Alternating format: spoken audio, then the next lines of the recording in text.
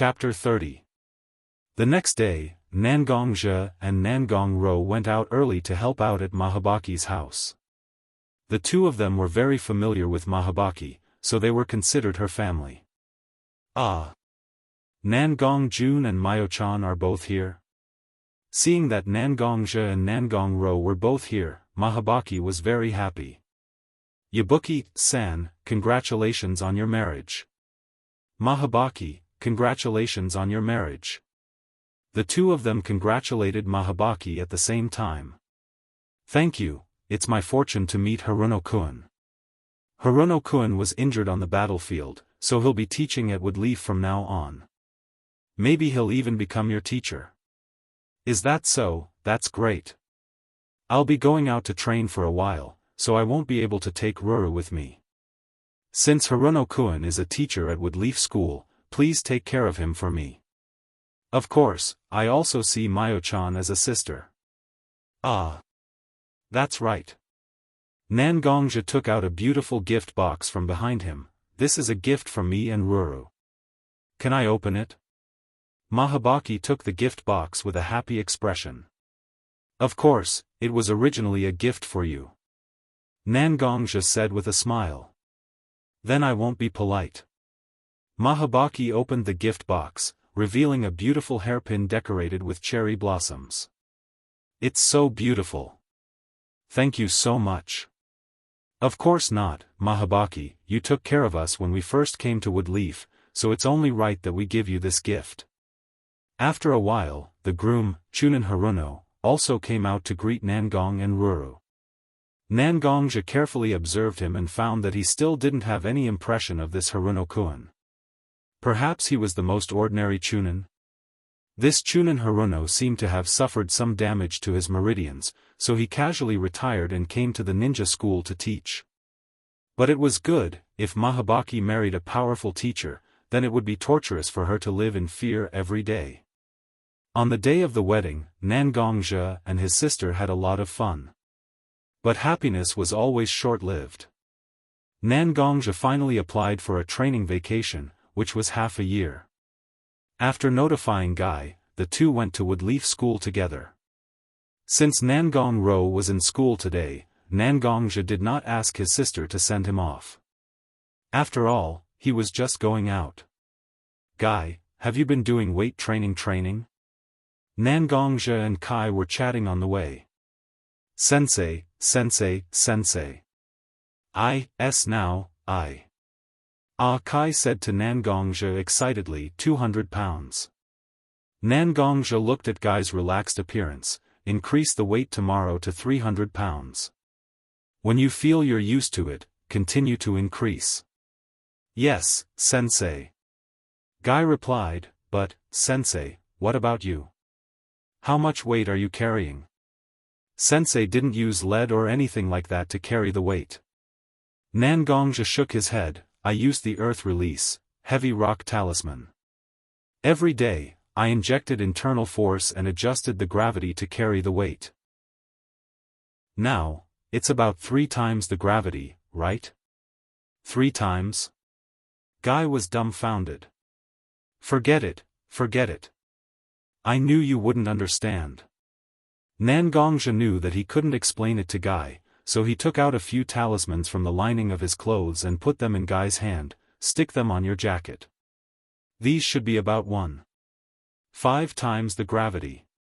Oh, after taking the talismans, Guy stuck the talismans on the inside of his clothes. With a thud, Kai's whole body fell to the ground. This is 1.5 times. Guy said with difficulty. When Nangongzhe saw a guy like this, he reached into Guy's clothes and tore off the talismans. For the time being, it's better for you not to carry the weight. Continue to use the compressed lead to carry the weight. When your physical strength grows in the future, I'll ask someone to make a few talismans for you. Thank you, Sensei Nangong. Sure enough, only this kind of life is youthful. Guy gave a thumbs up, revealing a bright white fang. Behind him, there seemed to be waves hitting a boulder. Nangongzhe looked at this scene and couldn't help but regret. I don't know if it's a blessing or a curse to let such a person train with me.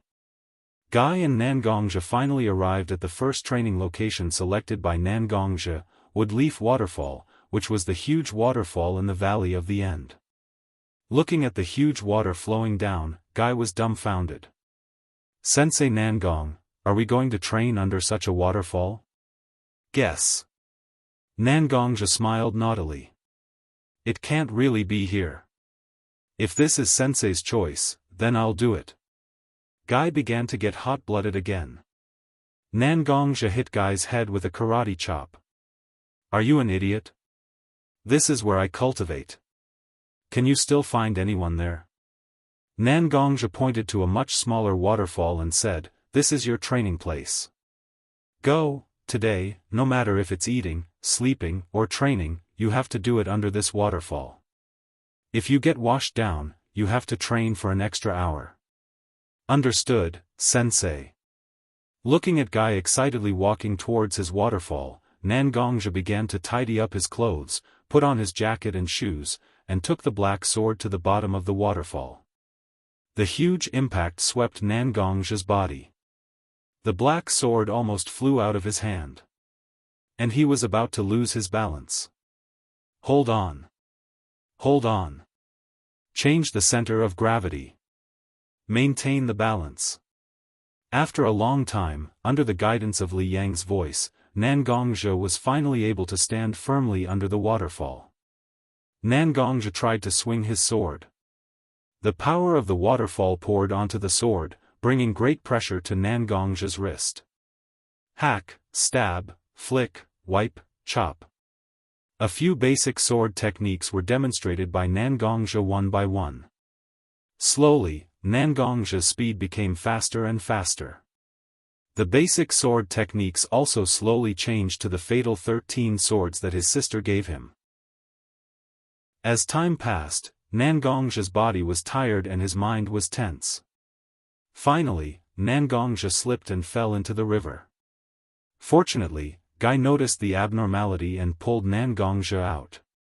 Otherwise, his life would have been in danger. After Nangongzhe woke up, he ignored his fatigue and walked to the bottom of the waterfall. Nangongzhe was forcing himself to break through his limits. Not only was it a physical limit, but it was also a mental limit. Guy looked at Nangongzhe's crazy appearance and his heart was moved. He also started to practice crazily. Both of them were exhausted after every training session, but neither of them complained.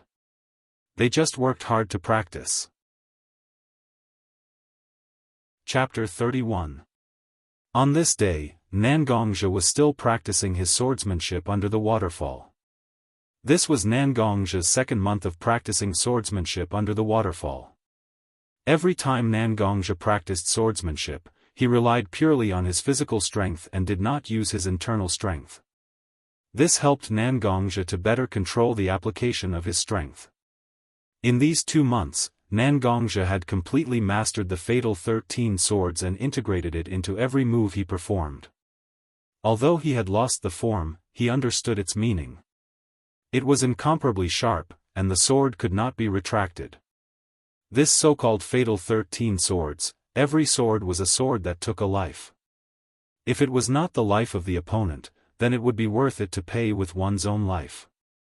Nangongzhe's purpose of practicing swordsmanship under the waterfall was to train his speed, strength, and stability. To ensure that every sword was delivered with the most appropriate strength, it would save energy and increase his ability to fight continuously. Today was the day Nangongzhe decided to leave the waterfall and head to the next training location. Nangongzhe's training plan for Akai was basically completed, and his own strength training had reached a bottleneck. If he wanted to break through, he would need more accumulation and opportunity. Today, Nangongzhe was prepared to use his internal strength to fight against the power of the natural waterfall. Kai, it's good that you're here. Don't get too close. Nangongzhe brought Kai a little further away, enough to see the waterfall without being accidentally injured. Seeing that the waterfall was 300 to 400 meters away, Kai was stunned. Was his teacher so strong that he could affect so far away? Ah Kai, you should know. Fighting with the heavens is endless fun. Fighting with the earth is endless fun. Fighting with people is endless fun. In this life, I don't care about fighting. If you can truly master this word and put it into practice in your own life, you will be able to understand it. I believe you will benefit a lot. Today, teacher, let's fight this earth waterfall first. Nangongzhi held his sword and went to the waterfall. This time, Nangongzhi did not suppress his inner strength. Instead, he allowed it to spread out. This was one of the rare times when Nangongzhi pushed his inner strength to the limit. Vigorous internal energy flowed around his body, like blue fire lotuses burning. The surrounding water vapor and water droplets were forced to stay away by the surging inner energy. Nangongzhi's black clothes were not stained by even a single drop of water. The black sword seemed to be encouraged by its master's current demeanor. It clanged and trembled slightly. A faint blue halo instantly covered the sword. Unlike before, his inner strength was not contained and not released. Instead, it went in the opposite direction, constantly surging, steaming and releasing his own power. The long sword was like a coat of fire. Every time it was swung, it left a faint mark in the air.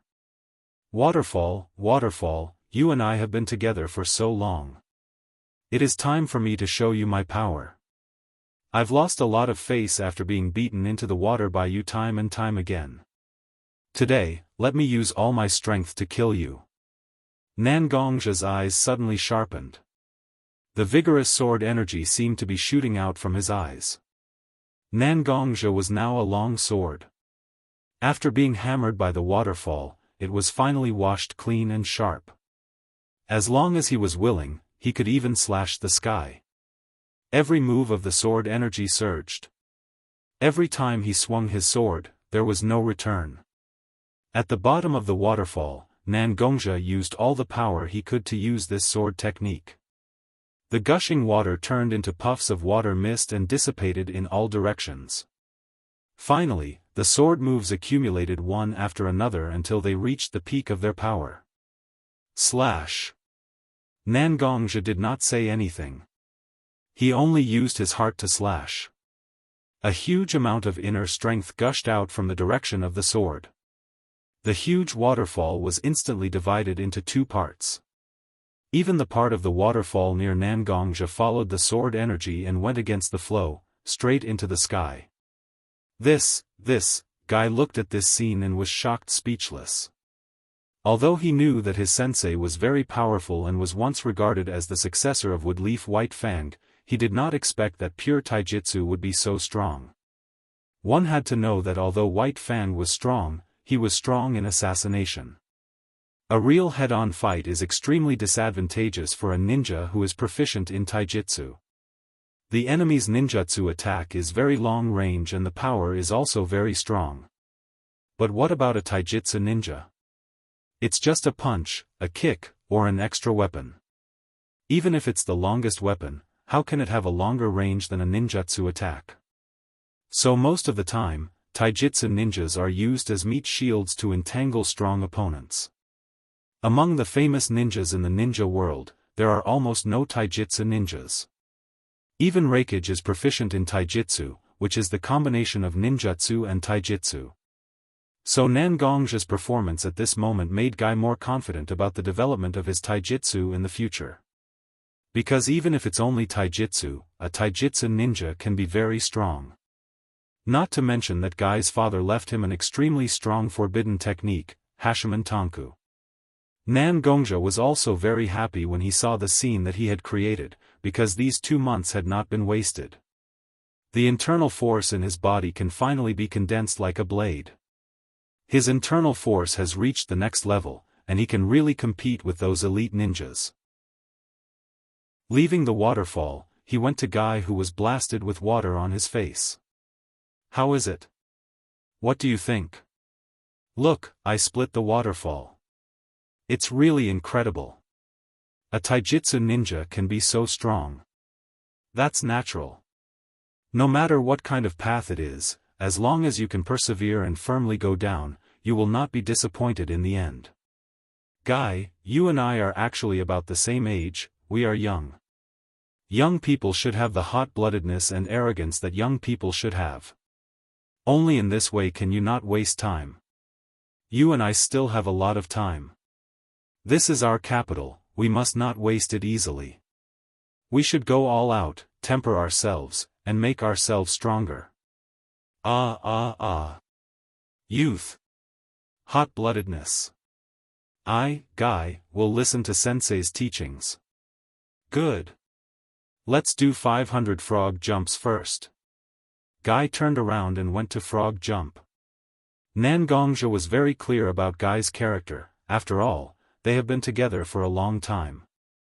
Nangongzhi said those words on purpose. Because Guy is really talented and hardworking. But what a taijutsu ninja needs is not hard work, but desperation. Only by desperately breaking through your own limits can you make long-term progress. This is Nangongzhi's view of taijutsu ninja. If the attack range is not enough, then I rely on speed to make up for it. If the power is not enough, then I temper my strength to the extreme. As long as there is a way to make up for it, even if it is difficult, it is meaningful. Chapter 32. In the blink of an eye, I'm going to graduate from the Ninja Academy? Nangongzhi looked at the falling cherry blossoms outside the window and felt an inexplicable feeling in her heart. Her brother said that he was going out to train, but he didn't take her with him. At first, he said that he was going to train for half a year and would come back after half a year. But it was delayed again and again. It's been almost a year now, right? Although they often wrote letters, Nangongzhi really hoped that her brother could come back and witness the scene of her officially becoming a ninja. But she still didn't receive any news from her brother. She didn't know if her brother could come back in time, or if he wouldn't come back. On the podium, her homeroom teacher, Haruno Chunin, who was also Machi's husband, was announcing the class allocation of each student. Nangongzhi. Haruno Chunin finally called out Nangongzhi's name. Yes. Nangongzhi raised her right hand. Nangongzhi, because you signed up for the medical ninja sequence, you won't be assigned to any other team, but will be an intern at Kiba Hospital. Nangongzhi's instructor will be specially assigned and will come to pick you up later. Haruno Chunin said. That's right, Nangongzhi specially applied for the medical ninja sequence of Woodleaf Medical Ninja experiments. Every medical ninja who signed up won't be assigned to a ninja squad, but all of them will be put into Kiba Hospital for professional training. In terms of combat power, there will be special ninjas to train them. Nangongzhi didn't have a lot of chakra, so she didn't have much potential to develop on the path of ninjutsu. And her physical fitness wasn't very good either. So she could only be a medical ninja or a genjutsu ninja who specializes in spiritual power. The most popular medical ninja mode in the ninja world is a combination of genjutsu and medical ninjutsu. While forming combat power, it also takes into account the high spiritual power requirement of medical ninjutsu. Yes. In fact, Nangongzhi already knew that she would make such an arrangement. After all, she was very familiar with Yabuki-san. If Chunin Haruno knew about it, wouldn't that mean that Nangongzhi also knew about it? Speaking of sprouts, he had to mention it. After Yabuki-san and Haruno Chunin got married, she got pregnant very quickly. Forget it, it would only be a few days before she gives birth. Nangongzhi might have to take care of Yabuki for a few days while she was studying in Kiba Hospital. Good. The teacher finished explaining the grouping of the class. Everyone was a group of ninjas after the Shinobi World War. They were the new blood of Woodleaf Village. I hope that no matter what happens, everyone can work hard to improve themselves and protect their own lives. To become a qualified and excellent ninja. Chunin Haruno bowed deeply. The whole class was originally mischievous, but now all the children were crying and clapping with tears and snot on their faces as they watched Haruno Chunin walk out of the classroom. After that, the teams were taken away one by one. Nangong-ro looked at the people who were taken away and didn't think much about it. There weren't many people who chose to become medical ninjas, not to mention that she applied to be a full-time medical ninja. There was almost no combat power. Such an existence sounded good, but almost no parents would allow their children to go in such a direction. There was no other reason, it was too easy to die. Medical ninjas were always the first to be attacked in a battle. His battle prowess was also shockingly low. Why was Tsunade so famous in the shinobi world? Was there really no medical ninja more talented and excellent than Tsunade? There was no doubt that there was, but these medical ninjas were drowned in the history of the shinobi world. Because they weren't strong enough, they were fragile instruments destined to be abandoned after their value was squeezed out. A medical ninja who understood the hidden dangers of your body, as well as various drug resistance and medication status. It was like holding a ninja's life, and no ninja would allow such a threat to exist. Therefore, only Tsunade could be famous. Because before everyone praises her as a great medical ninja, everyone will always remember her as Konoha's super strength Heim, such a name that relied on strength to fight for her. Time flew by, and after a while, when Nangong-ro regained her senses, she was the only one left in the classroom. A breeze blew, and a few cherry blossom petals fell on Nangong-ro's long black hair, but Nangong-ro still didn't know. A pair of hands appeared on Nangong-ro's black hair, and a few petals were flicked off for her. You've obviously grown up, but you still don't pay attention to your image at all. I haven't seen you for a year, but you haven't grown much, Ruru. Hearing the familiar voice, Nangong-ro slowly put the kunai in her right hand into the backpack behind her waist. Oni-san? Nangong-ro was surprised at first, but then she stretched out her hands and fiercely pinched Nangongja's ears. You still know to come back? You've been out with Guy for so long, and you still know that I'm at Woodleaf? Ouch! Nangong-ro's strength was beyond Nangongja's expectations. It was simply too much, and Nangongja could only cry out in pain. Seeing Nangongja like this, Nangong-ro's heart suddenly softened. What's wrong? Did I hurt you? Oni-san. Nangongja suddenly had a sneaky smile on his face. How could I? Right. Being pinched by my beautiful sister, there aren't many people in the ninja school who have this kind of treatment. It's okay, we can pinch if we want. Let those little brats see that the cold princess in their eyes is just a cute little girl here. Although Nangongja hadn't been at Woodleaf for a long time, he still had a lot of news about Woodleaf. Perhaps Nangong-ro didn't like to play with these kids who were younger than her by 1 or 2 years. She was also quite pretty, so there were a lot of suitors. Nangong-ro didn't have any reason to. That's why she got the strange nickname of Woodleaf's Ice Princess. Hearing Nangongja mention such a shameful thing, Nangong-ro knew that Nangongja must also know about that strange nickname. She also turned her head angrily and ignored Nangongja. Okay, Nangongja rubbed his sister's head and said, let's talk about business.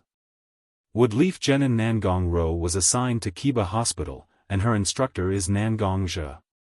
You don't have to wait, we can go. Oni-san is going to be my instructor? Nangong-ro was surprised. Yes, but I'm only responsible for teaching you some self-defense techniques. The specific medical ninjutsu will be taught by a Woodleaf doctor. Nangongja nodded. Why aren't we going? You haven't been back for so long. Oni-san is missing my family's food. Oni-san is a big glutton. Nangong-ro suddenly smiled sweetly, bent her finger and scratched Nangongja's nose and quickly ran away. Chapter 33. Nangongja hasn't returned to Woodleaf Village for nearly a year. Although Nangongja heard about the major events that happened during this period, he still missed them. Among them, Yabuki's marriage, Kakashi's joining of the Umbu, and the succession of the 4th Hokage. Of course, there may be more hidden news, and Nangongja will slowly learn about it. Ro, is breakfast ready? Aren't we going to see Yabuki? After Nangongja got up and washed, he walked to the living room and didn't see Nangongro, so he called out. But for a long time, Nangongja didn't see Nangongro's response. Looking around, he found a piece of paper on the low table. He picked it up and looked at it. It was Nangongro who was called by the people of Kiba Hospital in the morning. He didn't make breakfast, and wrote a note to Nangongja to explain. Nangongja really didn't know how to cook. Nangongja could only go to the street to see if there was a breakfast shop or something. But Nangongja left the village for a long time, and he rarely ate outside. Almost all the food was cooked by Nangongro. With no choice, Nangongja could only walk slowly on the street with an empty stomach. Walking around, he actually slipped to the door of Yabuki's clothing store. Looking at the store that was still open, Nangongja thought about it and went in. Yabuki? Nangongja tried to call out. Ah! Nangongjun! Nangongja suddenly exclaimed behind him. Nangongja looked back. It was Yabuki with a big belly and 2 big plastic bags in her hands. Where's Chunin Haruno? Why did he let you go out to buy things with a big belly so early in the morning? Nangongja looked at Yabuki and stepped forward to take the bags in her hands. Seeing that Chunin Haruno wasn't there, he asked. Don't mention it. Isn't that guy a teacher at the ninja school? It's time for the graduates to hand over their files. There are a lot of freshmen who have started to sign up, and he's been busy these days. Anyway, I have nothing to do. It's okay to go out to buy some food or something. Yabuki's words sounded like complaints, but she couldn't hide the smile on her face. Her whole person was exuded a happy radiance.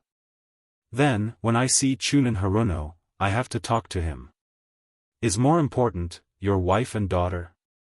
Yayab Yabuki said Yabuki's words. Wife, s. Why do you think he is a girl is a daughter? Yabuki looked, s, I don't know either. I just have this kind of intuition, Yabuki, your child will definitely be a strong and powerful woman like you. When the time comes, if you trust me, I can be the child's master and teach him well. Nangongja said seriously. Although Yabuki wasn't a ninja, Nangongja had been with her for a long time. Although he didn't say anything about Yabuki's strong and powerful personality, he appreciated it very much. That depends on what she wants.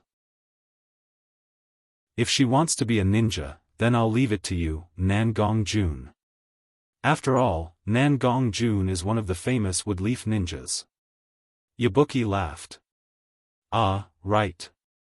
I forgot about business. Nangongja suddenly slapped his head. What's wrong? Yabuki asked. I haven't eaten breakfast yet. How about it, Yabuki, let me have a meal here. Nangongja rubbed his hands and looked at Yabuki. You.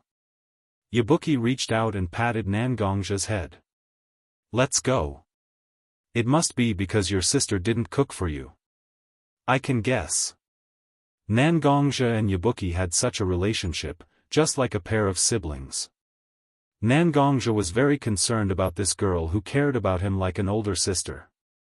Yabuki also took care of this young man who was like a younger brother. There were no other strange things mixed in. After eating breakfast at Yabuki's house and chatting with Yabuki about his experiences outside, Nangongja left. After all, Yabuki was close to giving birth, and she still needed to rest. Nangongja left Yabuki's house and didn't go anywhere else.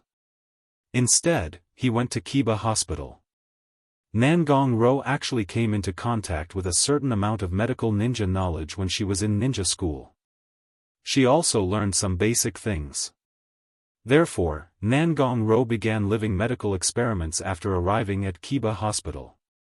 The most famous one was waking up fishes that were in suspended animation. Looking at Nangongro's serious face, Nangongja also smiled. Just as Nangongja watched his sister seriously studying, a figure appeared behind Nangongja. Pa!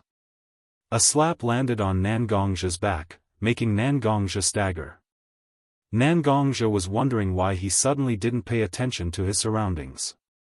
When he turned his head, he saw a red-haired figure. Sorry. You are? Nangongzhe didn't know the person in front of him, so he could only ask. Me? The woman opposite him pointed at her nose and looked at Nangongzhe with a surprised face. You don't know me? Sorry, I'm not a ninja who lived in Woodleaf since I was young. I joined Woodleaf for only a few years. Most of the time, I was out on missions or training, so I really don't know many people from Woodleaf. Okay. The woman smiled and said frankly, my name is Uzumaki Shinakushina. I'm temporarily in charge of Kiba Hospital. Uzumaki Shinakushina? Nangongzhe thought about the name and suddenly looked surprised. Woodleaf blood red pepper? Shinakushina slapped Nangongzhe's head. You're the pepper. Your whole family is pepper. Sorry. Nangongzhe suddenly remembered that Shinakushina didn't like people calling her this nickname. Nangongzhe even shouted it out, so he quickly apologized. Then you're Watergate, senpai, 4th Hokage's wife? Shinakushina suddenly blushed. Although almost everyone in Woodleaf knew about her and Watergate, suddenly hearing it from someone else still made Shinakushina shy. After looking at Nangongzhe, she turned to look at Nangongro. She's your sister? Seeing that Shinakushina started to talk about business, Nangongzhe also became serious. Yes, she's my sister. What's wrong? Nangongzhe was a little confused. Today, your sister came here for basic learning, and we found that her spiritual power is very high. This is an excellent condition for learning medical ninjutsu and genjutsu. It's very likely that she will be the next medical ninjutsu after Tsunade-sama in Woodleaf. Shinakushina said with a serious face. I see, so what's the purpose of you looking for me? You're your sister's instructor, so I hope you won't be soft-hearted. You should be stricter with your sister. People like her are the most likely to die young. I hope you can train her. Let her live a better life. Of course. She's my most precious sister. Chapter 34. After leaving Kiba Hospital, Nangongzhe returned home. Since Nangongzhe was Nangongro's mentor, he wasn't given many missions, and none of them were far from the Woodleaf. Nangongzhe's days could be said to be leisurely and carefree. However, it wasn't easy either. Nangongzhe had been haunted by a strange dream recently. Those dreams seemed to be memories of his childhood.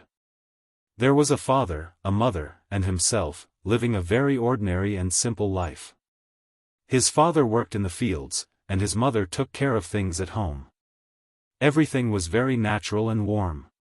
But what was missing? That's right. His younger sister and the grandfather in his memory were not in his dream. Nangongzhe didn't say anything to his sister, but he felt very uneasy. An ominous premonition slowly enveloped his entire body. Pa! Nangongzhe was drinking tea, and the teacup in his hand shattered on the short table. What's wrong? Brother. Nangongro saw Nangongzhe's expression and quickly took a cloth to wipe the boiling hot tea on the table. Even though the boiling hot tea flowed on Nangongzhe's hands, Nangongzhe seemed to have turned a deaf ear to it, and he seemed to be in a trance. No. Nothing. Nangongzhe took the cloth from his sister's hand, wiped his hands carelessly, stood up, and returned to his room. He took out the black sword that never left his side, and looked at it. The irritation in his heart became heavier, and he casually threw the black sword in his hand to the side. Liang, Nangongzhe said. What's wrong? Liang saw Nangongzhe ask her, and she stopped silent. You and I have the same soul, so you should have noticed my dreams these few days, right? Nangongzhe closed his eyes and immersed himself in his own spiritual space, and he saw the huge figure of Liang. You mean those memories? Liang said with some surprise. Memories? Nangongzhe suddenly felt a sharp pain in his heart. those are my memories? Yes, those are the memories in the depths of your mind. I don't know why, but your memories seem to be blocked by some kind of power. A large part of your memories are wrapped in it.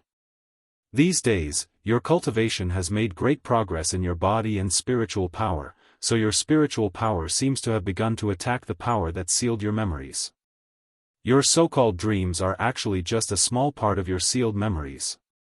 Li's explanation very casually, she even snorted from time to time. But Nangongzhi was different.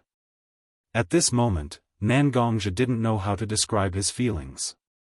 He quickly left the spiritual space as if he was running away, and closed his communication with Li Yang. He hugged his knees and sat in the corner, his body was still trembling. The next day, Nangongzhi went out early and went to the mission hall to receive a remote escort mission and left the wood leaf. After Nangongzhi woke up, she didn't see Nangongzhi. Nangongzhi also had some thoughts in his mind. Is it memories? Other than that, Nangongzhi really couldn't think of any other reason that could force her brother who cared about her to do this. At this moment, Nangongzhi didn't know how to face Nangongzhi, because the hidden things were not as simple as memories. There were all kinds of things involved, and it might even make Nangongzhi unable to continue being a woodleaf ninja. Whatever, two people who didn't want to face reality were trying their best to escape. Maybe time will give them a proper attitude to face each other? Or maybe they'll be speechless. Who knew what would happen at this point? When Nangongzhi left the wood leaf, he was in a hurry to receive a mission that would allow him to leave the wood leaf as soon as possible, so he didn't carefully look at the details of the mission. Because most of the escort missions were B-rank or D-rank missions. For Nangongzhi, it wasn't difficult, but Nangongzhi didn't think that he would accept such a troublesome mission. The mission client was an artist, who seemed to be quite famous in the Fire Country. The mission was to escort her to various countries to collect paintings. That's right, it was her, a female artist. Nangongzhi went to a small town near the wood leaf and found his client, Xinghuan's real name. Hello, are you Miss Xinghuan? Although Nangongzhi wasn't in a good mood, a professional ninja couldn't let his bad mood affect his mission, so Nangongzhi still politely knocked on the door of the hotel, wanting to see his client. After a long time, there was no response, so Nangongzhi could only open the door himself, with his own skills. That's right, skills. When he opened the door, he saw his client. When he opened the door, Nangongzhi was stunned, because this room was really, too messy. Too messy. The whole room was filled with all kinds of clothes and bags of snacks. Nangongzhi looked around, but he couldn't find where his employer was hiding. But soon, Nangongzhi was stunned, because of a huge oil painting on the wall in front of him. A blue sky with some purple clouds, a tender green grass, a thin river embedded in the grass, a few horses galloping on the grass, and a child holding a whip standing on a small hill. Nangongzhi had seen similar scenes before, but he had never seen such a beautiful scene. Woo! A soft groan came from under the pile of clothes, and after a while, the whole mountain of clothes was pulled open from the middle, and a girl came out from it. The young girl had a head of brilliant golden hair and deep red eyes. Her delicate and pretty face constantly displayed the charm of a young girl. But her sleepy face and the saliva on the corner of her mouth ruined the picture. Miss Xinghuan? Nangongzhi tried to call out. Woo! The girl rubbed her eyes, and seemed to wake up a little, and asked, Mister, are you a pervert? Why are you in my room so early in the morning? When faced with such a question, Nangongzhi only wanted to say that his sad mood had been fed to the dogs. I'm a woodleaf ninja that you hired to protect you when you go to various countries to gather information. As for being a pervert, please believe in my professional integrity. Woodleaf? Ninja? Seems like there is such a thing. When I first gave you the mission, your people insisted that I pay more, saying that it's too dangerous, and that it's an A-rank mission. No one has accepted it, and it's been almost a month now, right? The girl knocked on her head and tried hard to recall, with an adorable look on her face. Indeed, now was not the best time to travel. Chapter 35. Now is indeed not a good time to travel around the ninja world. It's true that the shinobi war has been over for more than a year. But the impact of the war is indeed far-reaching and lasting. Putting aside all kinds of dirty tricks between countries, just the various kinds of troubles among the people were enough to annoy people to no end. There were countless bandit lairs of various sizes scattered around the borders of large countries and small countries. Nan Gongja carefully observed Mashiro, who was standing in front of him, and found that this girl didn't have any traces of cultivation. In other words, she has no ability to protect herself. Such a silly-looking girl, he didn't know what kind of parents let her carry out such a dangerous plan. So, Shinjo-san, where is our first stop? Nan Gongja didn't want to ask what Mashiro's parents were thinking. Because ninjas and their employers generally don't have too much contact with each other. Nan Gongja has seen more than once that the target of the assassination was his former employer. Ninjas don't need to trust each other, because the next time they meet, their employer's weapon will be on their body. Oh. When Mashiro heard Nan Gongja's question, she suddenly seemed to be stumped and fell into contemplation.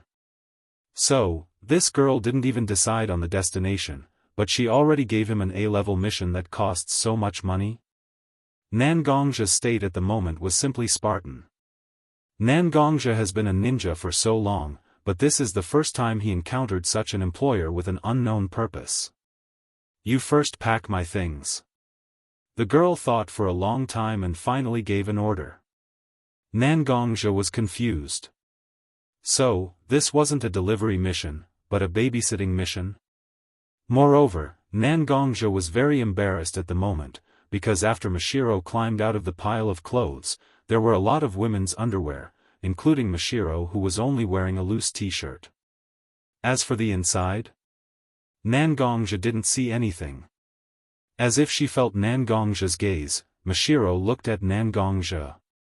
What's wrong, are you curious about this place? Mashiro immediately prepared to lift the hem of her t-shirt to let Nan Gongja see clearly. No, no, no. Not at all. Nan Gongja hurriedly pulled Mashiro's hand, not letting her lift her clothes. The bold and unrestrained Mashiro, who had clearly wanted to take off her clothes just a moment ago, had her hand grabbed by Seiji, and her face instantly turned red. The flustered Nan Gongja naturally didn't see this scene. At this moment, he was only hurriedly looking for a suitcase and folding all sorts of girls' clothes in it. What's your name? Seeing Nan Gongja's busy figure, Mashiro suddenly asked. Me? I'm a woodleaf jonin, my name is Nan Gongja. Nan Gongja casually replied. Gong gong? Gong gong? Why don't you call yourself a eunuch? Nan Gongja ridiculed in his heart, but he didn't say it out loud. You can call me Nan Gongjun or Jejun, or just Nan Gongja. Don't you think it's not good to call me Gong Gong? Okay, Gong Gong. I say. Are you listening to anyone at all? No problem, Gong Gong. Nan Gongja was immediately driven mad. He compromised as well. This girl is really like a nemesis, she doesn't listen to people at all. Suddenly, Nan Gongja felt a shadow above him, and it fell into his hand. T-shirt? This color, this pattern, this temperature, can't be? Nan Gongja turned around, sure enough. Mashiro was standing behind Nan Gongja completely naked. One must know that even if it was his sister, Nan Gongja had never seen her naked. Now, he actually saw it in this kind of situation. This is really, lucky, ah no, unlucky. Zhen zhen. Zhen zhen zhen. Mashiro? What are you doing? Taking a shower? Do you need to wear clothes when taking a shower? Mashiro answered Nan Gongja's question with an innocent face, but at this moment, Mashiro was completely exposed in Nangongja's eyes. Yes, that's right, there was no holy light, no smoke, and no mosaic. So, Nangongja unfortunately fainted. Perhaps it was because this scene was too exciting for a pure and innocent young man?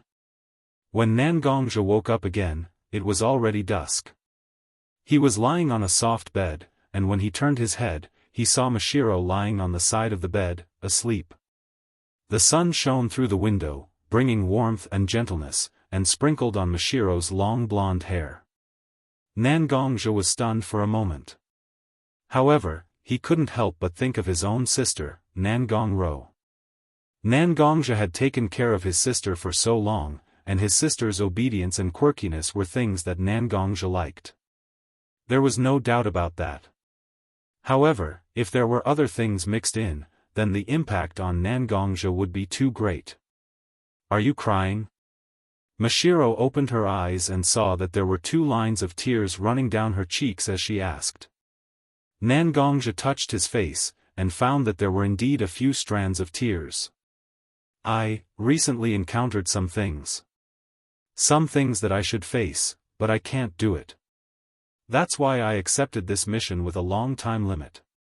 I want to calm my heart. Nangongja didn't know why, but when faced with the question of her real name, she really said it out loud. Perhaps this was the magical power of this young girl? She could make people who had a lot on their mind let down their guard and start talking. Unhappy? Why would you be unhappy? Mashiro blinked her eyes. Mashiro feels that everyone should be happy. When your heart is beating, when your breath is continuing, when your eyes can see colors, when your nose can smell fragrance, when your mouth can taste, when your ears can hear every note. At this time, people should be happy. Because you are still alive, all the temporary unhappiness will be washed away by the state of being alive. As long as you are alive, you should feel happy. Mashiro, Nangongja looked at the young girl, and at this moment, his heart was filled with mixed feelings. Nangongja actually couldn't find anything wrong with what this young girl, who he had only known for half a day, said. The world was originally fine, but people worried about nothing.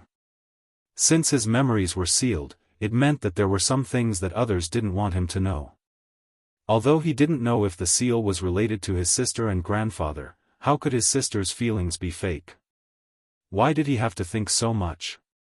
He was torturing himself and his sister. Nangongja's mood at this moment was a lot better, and a smile appeared on his face. Gong Gong, you look good when you smile. Chapter 36. Looking at the sky full of sand, Nangongja lifted the scarf on his face. He turned his head and looked at Mashiro with a bitter face. How is it? The legendary land of wind, is it the scene of the Gobi Desert? Nangongja's voice at the moment can be said to be incomparably joking. When Mashiro suddenly proposed to come to the land of wind, Nangongja knew that it was definitely not good. Most of the land of wind is covered by desert, and only a small area has an oasis. However, even the vicinity of the oasis was not so safe, because they still had to face the constant assault of the sandstorm. Back then, when Nangongja fought here, he had suffered enough.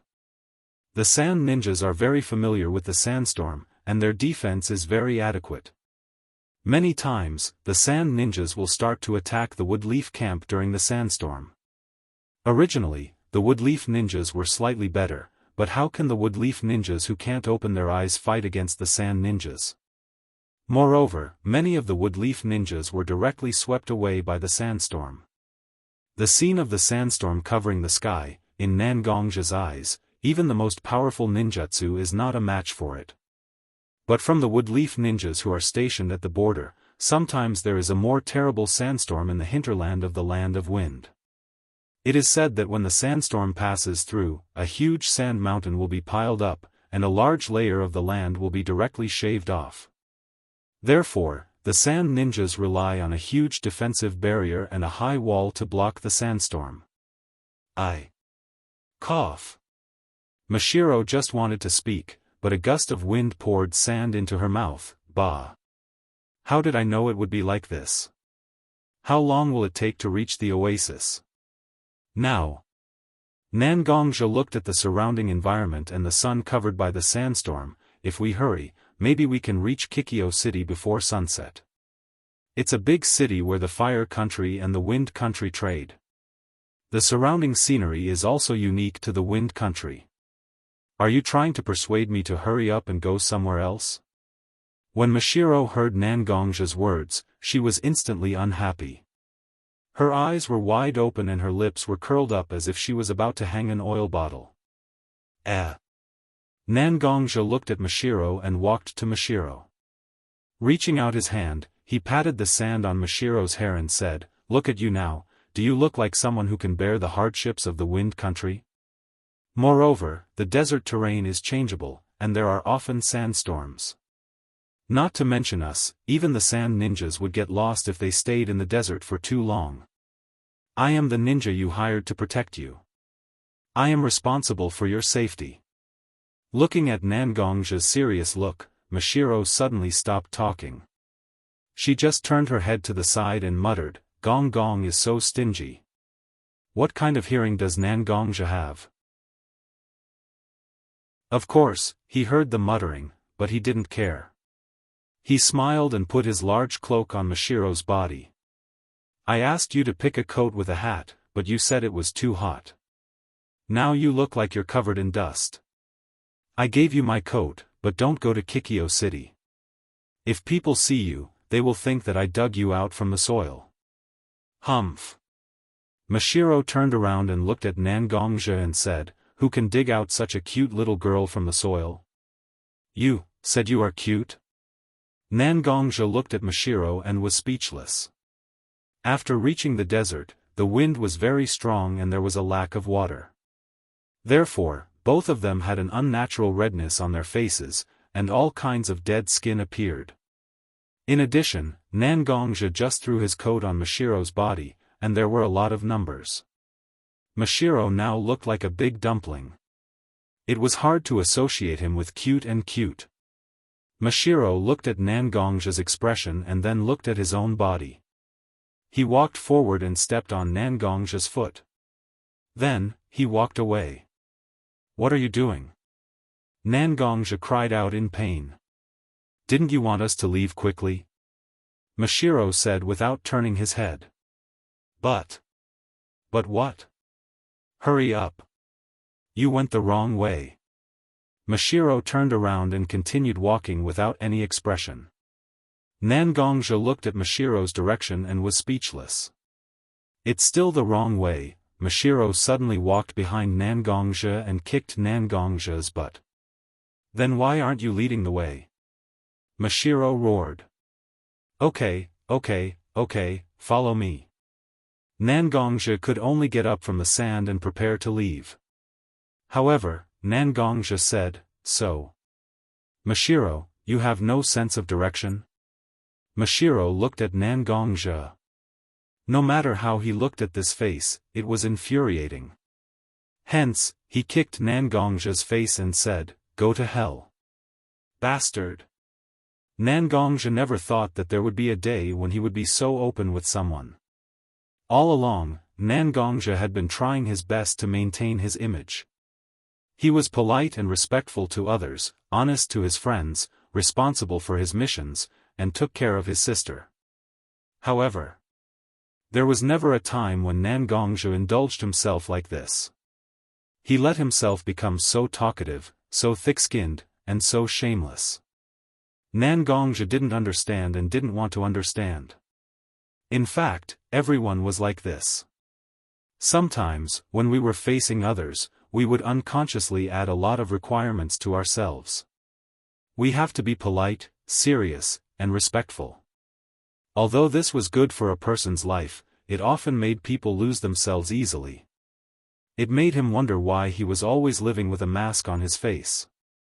But that wasn't the case. Every side of every person was their own. However, she should also find someone who could let her be free. Perhaps to Nangongzhi, Mashiro was such a person. Even if the two of them hadn't known each other for a long time. Even if the two of them were just employees. Even if the two of them had been quarreling non-stop. This was a feeling that Nangongzhi had never experienced before. At this moment, Nangongzhi's body's internal energy was rotating a lot faster. Nangongzhi also felt a lot more comfortable. This kid has grown up. Liang muttered to himself when he noticed the changes in Nangongzhi's body. Inner strength could not only be strengthened through daily training and accumulation. At the same time, it also required a lot of mental strength. If a person's mind was clear, then the flow of his internal energy would become a lot smoother. This was the so-called state of mind. Without a good state of mind, no matter how much power one had, it was just a paper tiger that could be easily defeated. Chapter 37. Looking at the tall walls of Kikyo City, even the calm Nangongzhi couldn't help but relax a little. In fact, the distance between the Fire Country and Kikyo City wasn't that far, but Nangongzhi couldn't walk in a straight line. In a straight line, there were countless desert dangers such as quicksand, and there were no supply points. However, Nangongzhi was still fine. With his physical strength and endurance, he could endure it for a while. He didn't need to waste so much time. But Mashiro was different, although Mashiro's stamina was better than ordinary people. But compared to a ninja, it was still insufficient. After all, a ninja was a weapon that was trained to adapt to all kinds of harsh environments. It wasn't something that ordinary people could understand. How strong can a ninja's will to survive be? Nangongzhi saw with his own eyes that an enemy ninja was stabbed with no less than 10 bloody holes, and the blood flowing out was enough to dye the ground under his feet red. However, such an enemy was able to kill more than a dozen of Konoha's genin before dying of exhaustion. This was a ninja. Miyagi, is this Kikyo City? Mashiro followed and saw the magnificent city in front of him. He sighed and interrupted Nangongzhi's thoughts, it's so big. In the Fire Country, except for some magnificent cities in the capital, there weren't any big cities in other towns. It was the same in other countries, because in this era, the ninjas were the main means of invasion, and they couldn't be stopped by ordinary walls. And the high walls that could stop the ninjas and chakra were expensive to build, so most of the places didn't have such walls. This Kikyo City was originally jointly funded by the Fire Country and the Wind Country, and the two countries had an agreement that they wouldn't start a war in this city. Nangongzhi looked at the majestic city and sighed, but every time the Fire Country and the Wind Country went to war, this place would become a huge meat grinder. Because of its excellent defense against ninjas, it was almost a place that both sides would fight for, and it was used to store armaments. This is a meat grinder? Mashiro was surprised. That's right. Nangongzhi nodded and continued, although I don't know the specifics of World War II, I was one of the first to join the Sand Ninjas in World War III. I have experienced the seesaw attack and defense here. Both sides suffered heavy losses in that battle. Woodleaf lost at least 300 ninjas here, and the Sand Ninjas had more casualties because of the lack of medical ninjas. We can't get the exact data, but it's at least above 500. After hearing Nangongzhi's explanation, Mashiro fell silent. In fact, the two of them had also encountered bandits and robbers along the way. Mashiro had seen how Nangongzhi dealt with these people. Even though Nangongzhi had tried his best to use the least bloody method, he still tried his best to avoid Mashiro. However, it was inevitable that Mashiro would bump into him a few times. Even to this day, Mashiro could still remember that scene clearly. However, those were just a few robbers. At most, there were 5 or 6 of them, and they could cause such a tragic scene. Not to mention that Nangongzhi said that there were nearly 800 or 900 people. And this is just the number of deaths, the number of injured will only increase. Well. Seeing Mashiro's mood was a little low, Nangongzhi patted her head, these things are over, and there will be a day of peace and stability in the future. This is what we ninjas have always been thinking about. Well. Mashiro nodded and didn't say anything. The two of them walked to the gate of Kikyo City, handed over their ID, and entered the city. Looking at the bustling scene here, Mashiro's sadness seemed to be diluted a lot. Looking at Mashiro running around the streets, Nangongja finally smiled. In fact, before entering the city, Nangongja looked at Mashiro's expression. He already had some guesses. How old is Mashiro? But she can make the decision to travel to various countries like this. Nangongja believed that no matter what kind of parents they are, they wouldn't allow their child to do such a thing without the ability to protect themselves. Even when they set off, no one came to see them off. This can only prove that Mashiro's parents may not be alive. And what is the most likely reason for the death of a ninja's parents? War. So Mashiro wasn't just sad about the death of so many people, but more likely, she was sad about the death of her family. Of course, all of this is Nangongja's guess, and it can't be confirmed. But it also made Nangongja's heart more sympathetic. His experience of surviving in Woodleaf's small town was still vivid in his mind. How difficult it is for a child without power to survive in such a chaotic world. Nangong and his sister did it. Mashiro also did it. The hardships they went through are not worth mentioning. The two strolled around for a while, and then hurriedly went to find a hotel to stay. Even though the security in Kikyo City was excellent, it was still very dangerous. But Nangongja, as a hired ninja who has to protect Mashiro, still has to keep watch for Mashiro. Ninjas can quickly enter a deep sleep, and in a deep sleep for 30 to 40 minutes, they can even go without sleep for a week under special circumstances. So, Nangongja will keep watch for Mashiro every night. The moon was especially bright that night. There was not a single cloud in the thousands of miles of sky. Only the bright moonlight and a little bit of starlight dotted the black curtain of the night sky. The two's hotel is not far from the downtown area, and they can see the bright lights outside when they open the window. Mashiro brought an easel, a drawing board, and a lot of brushes and paints from her room. Slowly, she began to paint. At this moment, Mashiro seemed especially pious and holy. It was as if what she was facing was not just a drawing board, but the whole bright world. Her eyes were shining brightly. If a comparison had to be made, the current Mashiro was like Nangongja when he was obsessed with swordsmanship. A light breeze blew, bringing a bit of coolness to Nangongja, dispersing the scorching heat of the desert. Nangongja unknowingly fell asleep on the roof opposite Mashiro. When Nangongja opened her eyes again, the east of the sky was already turning white.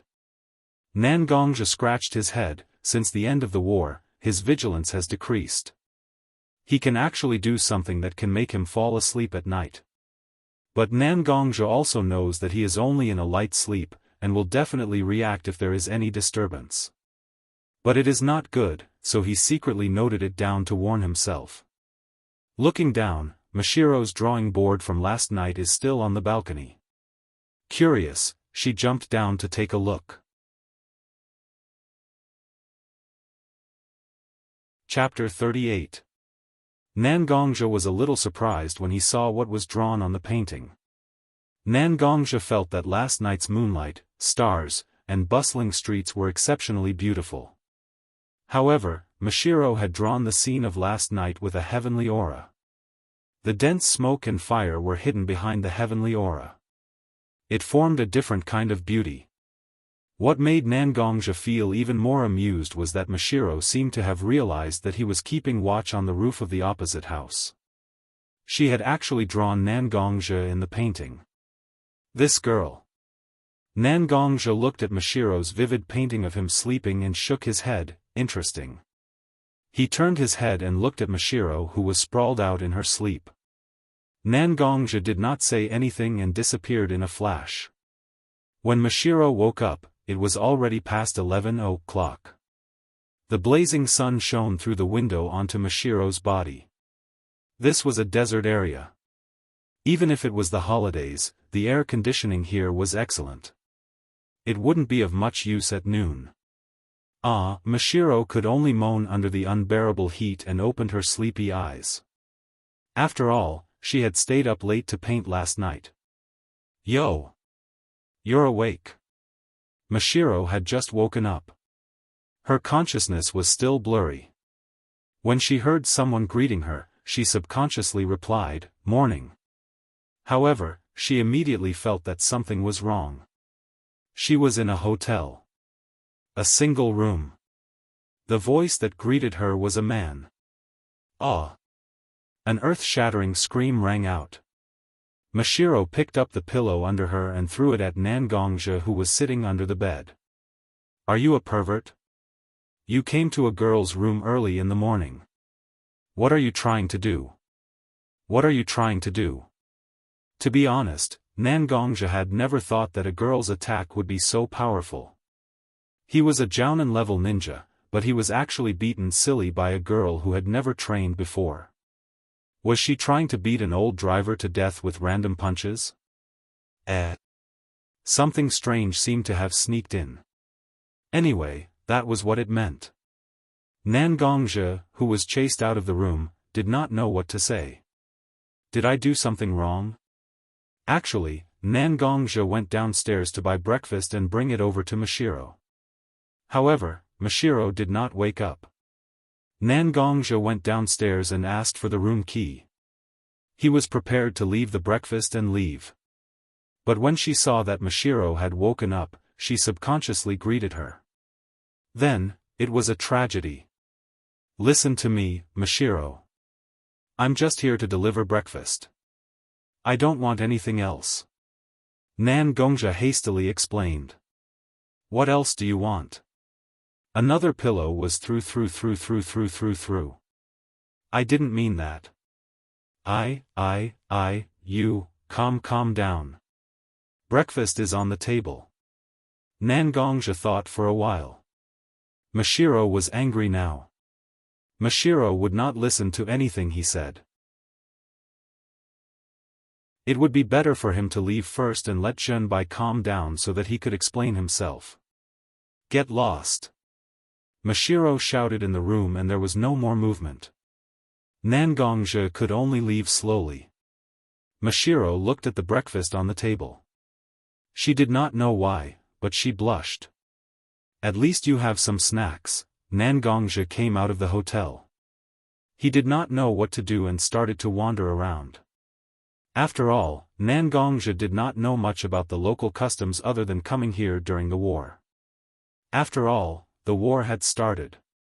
How many people could live and work in peace in the city? Just as Nangongja was wandering around, he suddenly heard a commotion in front of him. A lot of people gathered together. "Hurry up and give me the money. This is our boss's territory." A person who was obviously a hoodlum was shouting at the boss of a shop. Nangongja took a look and whispered to the onlookers beside him to ask what was going on. "It seems like you are not a local." The onlookers looked at Nangongja as if they didn't know anything and said, "This is a protection fee." Although this Kikyo city is a border trade city jointly established by the Fire Country and the Wind Country, the two countries don't really care about it. Actually, the two countries don't think highly of merchants. The status of merchants is also very low. The finances of the big countries are mainly determined by the taxes collected from the farmers. Although the country also collects taxes from merchants, many big merchants are very resistant. The military power of the daimyo is not strong. The ninja villages all want the merchants to be rich. That way, they can get enough commission. The daimyo do not have enough power, and those who have enough power deliberately condone. This leads to all kinds of chaos in the market here and even more commercial cities. That hoodlum is from the #1 gang in Kikyo City. This boss is being taught a lesson because he borrowed money from the loan sharks and owes them protection fees. In fact, Nangongja wasn't very sensitive to business or politics. However, after listening to the description of the bystanders, he felt that the current environment had reached a strange balance. Only by breaking this balance can the business and maybe other industries recover their vitality. Even Nangongzhe understood, how can the big people not understand? Although the meat-eaters are despicable, it does not mean that they are brainless. There may be more secrets that Nangongzhe did not know. Just as Nangongzhe was listening to the people's analysis, the situation escalated. The hoodlum took out a knife and put it on the boss's neck. "Kid! If you can't pay, then think about what you can pay. If you can't pay, then you can pay with your cheap life." Just as the hoodlum was about to take out the knife, a hand grabbed his wrist. "Little brother, this is a bit too much." The person who grabbed the hoodlum's hand was naturally Nangongzhe. In fact, Nangongzhe did not want to help. If you borrowed money from a high-risk loan shark, then you should be prepared to be exploited. You only have yourself to blame. But it was a bit too much to take someone's life so easily. Who do you think you are? You dare to meddle in my business? Here, I am the law, I am the rule. This kid did not follow the rules, so he should be punished. The hoodlum looked at Nangongzhe, who grabbed his wrist. The huge strength made the hoodlum feel a little guilty. Although his words were still arrogant, he had restrained himself a lot. "Little brother, we are all here to make a living. Give me some face. This boss must know his mistake. As long as this shop is here, there will be a chance to pay back. It is not wise to kill the goose that lays the golden eggs. Isn't it demeaning to kill someone within 7 steps? Nangongzhe did not plan to make a move and spoke nicely to the hoodlum. But his sharp eyes were staring at the hoodlum, which made the hoodlum shiver. He could only put down the knife in his hand and run away. Chapter 39. To Nangongzhe, the dispute between the hooligan and the vendor was nothing more than a trivial matter. After all, it didn't involve ninjas. Nangongzhe started his stroll again under the complicated gazes of the onlookers. However, after walking around for a while, he still felt that there was nothing special about Kikyo City. After all, Kikyo City was a commercial city. They were mainly receiving merchants who were coming and going. The status of merchants in this era meant that the standard of living and the level of culture here was just average. He looked up at the sky, the sun was about to set. Well. Nangongzhe nodded. Mashiro should have calmed down by now, right? Let's go back and see her. Nangongzhe was about to return to the hotel when he saw a shop selling octopus balls. Nangongzhe thought about it and decided to bring some food for Mashiro. After all, he only brought her breakfast. With Mashiro's character, she probably didn't even eat lunch. She should be starving now. Bringing some food could be considered as atonement and asking for forgiveness, right? With the steaming octopus balls, Nangongzhe quickly rushed to the rooftops on both sides of the street and moved quickly to the hotel he was staying in. When he reached Mashiro's room, he learned his lesson in the morning. Nangongzhe knocked on the door to make sure that Mashiro could receive him. "Mashiro? Can I come in? I brought you delicious food." There was no movement in the room. Nangongzhe was a little nervous. "Mashiro?" There was still no movement. Nangongzhe knew that things might have changed, so he didn't go downstairs to open the door with the key. Then, he kicked the door open. The room was very messy, and there were obvious signs of a struggle. Kidnapping? Nangongzhe tried to suppress his excitement. Although he only spent a short time with Mashiro, Nangongzhe liked Mashiro's character and personality. How could such a person be treated in such a manner under his watch? Self-blame and anger intertwined and lingered in Nangongzhe's heart. Nangongzhe ran downstairs and stared straight at the hotel owner. This hotel wasn't a big one, and there was only one exit in front of the door. This proved that as long as the murderer was an ordinary person, there was an 80% chance that he or she went out from the door.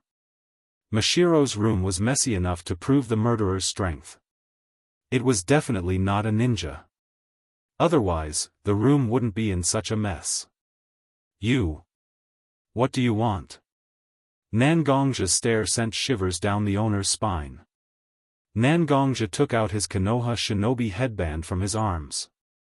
"Boss, you should know this, right?" Nangongja waved the forehead protector in his hand.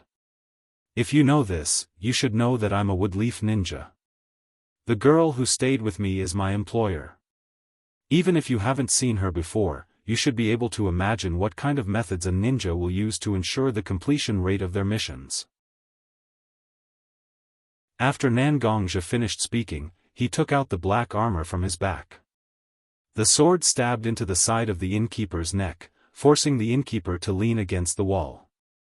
The boss was extremely nervous, and cold sweat kept coming out of his forehead.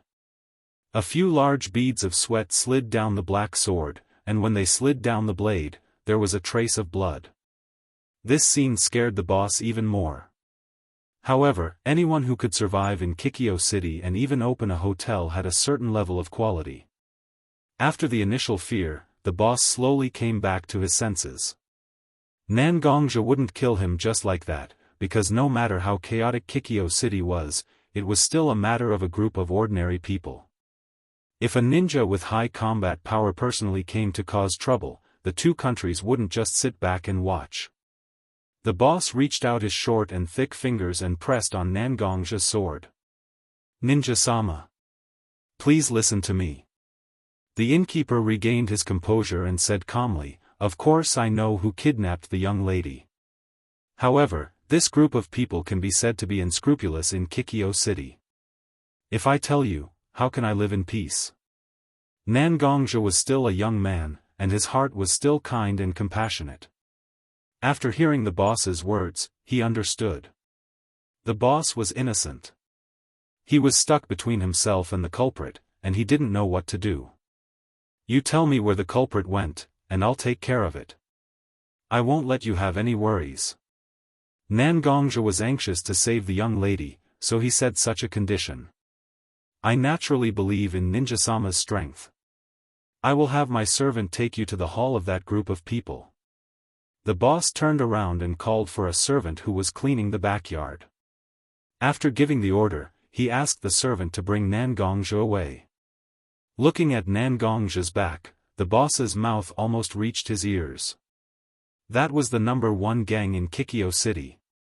Although such a colossal existence was strong, how could it be a match for an expert like Nangongja? The boss had seen many people, and he could tell a person's strength from their spirit. In the boss's eyes, Nangongja was probably as strong as an elite Chunin. Genin could fight against 10 people, Chunin could fight against 100 people, Jonin could fight against 1,000 people, and Kage-Tier could laugh at 10,000 people.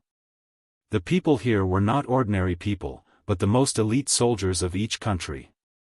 Nangongja could at least fight against 100 people, so this kind of gamble was worth it. Nangongja was quickly led by the servant to a large warehouse surrounded by lights. Nangongja knew this warehouse. It was where Woodleaf stored strategic materials. After the war between Woodleaf and the Sand, the things here were removed. It should be because of this that it fell into the hands of the so-called #1 gang in Kikyo City. This had an advantage, because Nangongja was familiar with the terrain. Thus, many battles could be realized. How could Nangongja not want to fight his way in? That would be so satisfying. However, Mashiro was still in the hands of the other party. If something happened to him, then Mashiro's life would be in great danger. This was the most important point. Nangongja once listened to White Fang's orders and received guidance from White Fang. His assassination skills were also very solid. Facing such a group of people with low strength, he could handle it with ease. After making up his mind, Nangongja pulled out his black sword. He lowered his breath, making his breath very weak, and slowly approached the various guard points in the warehouse. This night, the sword light was dim, but it took many lives.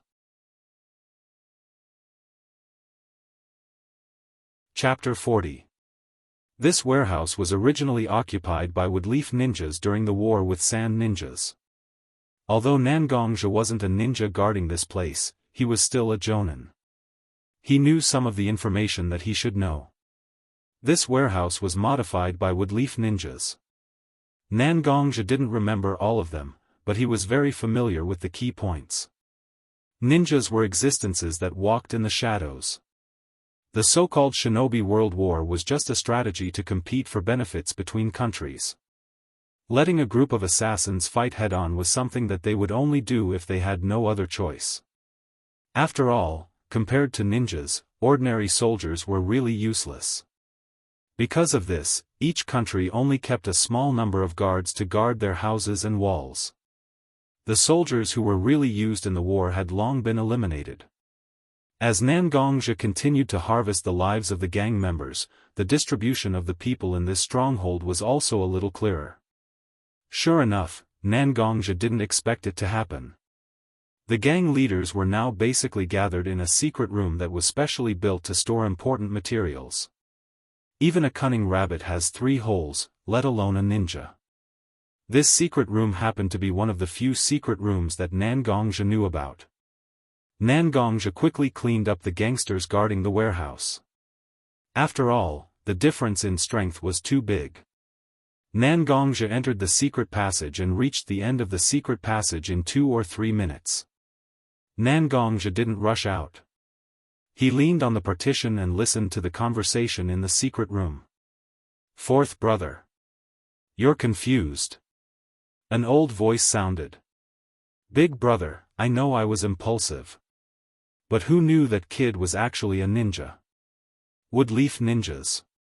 You said, I've tied him up. It could be said that he had offended all of them. My life is now in danger, what else can I do?" This so-called fourth brother, Nangongja heard his voice and knew that he was the gangster he stopped during the day. For such a person to be ranked fourth, he had no idea how this gang had managed to get to their current position. "Fourth brother, it's already like this. We can only find a way to solve it." The boss said, his tone was very heavy and a bit gloomy. "This girl is the most important bargaining chip for your life. A ninja with a girl with no cultivation, 9 times out of 10, this girl is the employer or the target of protection. Ninjas don't care about anything, but they will never easily fail the task they take on. Treat the girl well, it's best if you can coax her. A girl at this age is very easy to trick. At the very least, you can't let her say bad things about you. Otherwise, you can imagine the consequences." After Big Brother said this, he didn't say anything else. Only fourth brother sighed in annoyance. "I understand, boss." Fourth brother seemed to understand the key point. He nodded and walked out of the secret room accompanied by the sound of the door opening and closing. After fourth brother walked out of the secret room for a long time, the boss threw the crutch in his hand to the ground. "You can't do anything right. If it weren't for your wide network in Kikyo City, I wouldn't have let you go." "How can I let you go?" The boss roared, his voice echoing in the secret room. "Black hair, black clothes, black sword. Woodleaf Yama Nangongja." As for Nangongja, when fourth brother walked out of the door, he had already left the secret passage and followed him. To be honest, for this gang, Nangongja wasn't interested in it. Even if Nangongja was ruthless enough to destroy this gang and destroy their foundation, Kikyo City might be peaceful for a while, but it would be crushed by more gangs. In this era, if a city didn't have any underground forces, it could only mean that the city wasn't developed and prosperous enough. Underground forces were an inevitable outcome. Sometimes, if a city's underground forces were strong enough and had a certain scale, it would make the city more orderly. Because blindly abusing others, smashing and looting would only lead to digging one's own grave. Nangongja followed fourth brother and walked into a small independent building. The small building looked very ordinary, even a little shabby. It was a good place to hide someone. Fourth brother looked around, trying to see if anyone was following him. After looking around for a while, he took out a key and opened the door. Nangongja naturally couldn't swagger in from the front door like fourth brother. With a burst of strength, he ran up to the roof. His nimble body moved along the wall and entered the small building through a half-opened window. Nan Gongzhi slowly began to invade the small building. Based on the conversation between fourth brother and the boss, Nan Gongzhi was at least certain that Mashiro wouldn't be in danger. Therefore, Nan Gongzhi didn't need to use too much violence to forcibly remove him. Kikyo City was the face of the Fire Country and the Wind Country, and there were rules that forbade ninjas from using ninjutsu in the city. Although Nan Gongzhi didn't care if he went on a killing spree, it was still a slap in the face of the two countries. If he could avoid it, it was better not to do it. Soon, Nan Gongzhi found the place where Mashiro was being held. Because after fourth brother came in, he went straight to Mashiro. Their conversation was the best beacon. Not to mention fourth brother's soft words and persuasion. Mashiro's sobbing was like a clap of thunder that reached Nan Gongzhi's ears. Nan Gongzhi didn't intend to punish this group of hoodlums. But when he heard Mashiro's sobbing, Nan Gongzhi's chest was filled with anger. That naive and a little willful little girl. She's crying inside right now. This was the only thought in Nan Gongzhi's mind. Without thinking too much, Nan Gongzhi pulled out the black sword on his back. His internal energy surged and covered the black sword. With a light wave, a huge wave of energy rushed out. The wall in front of him was smashed to pieces. Seeing this, fourth brother was so scared that he knelt on the ground and begged for mercy. His head was bleeding on the ground. All kinds of begging words came out of his mouth. But Nan Gongzhi didn't listen to a single word.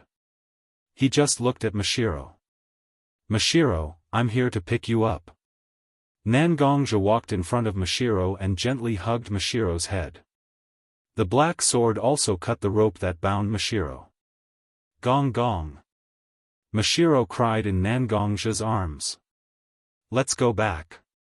Nan Gongzhi looked at Mashiro and felt a throbbing pain in his heart. He hugged Mashiro in his arms. Okay. Let's go home. Mashiro agreed and fell asleep. Today's experience really made the little girl extremely tired. She's asleep? Just nice. Nan Gongzhi looked at Mashiro and then at fourth brother who was kneeling at his feet. How can I let you off so easily? He stabbed with his sword and blood splattered everywhere.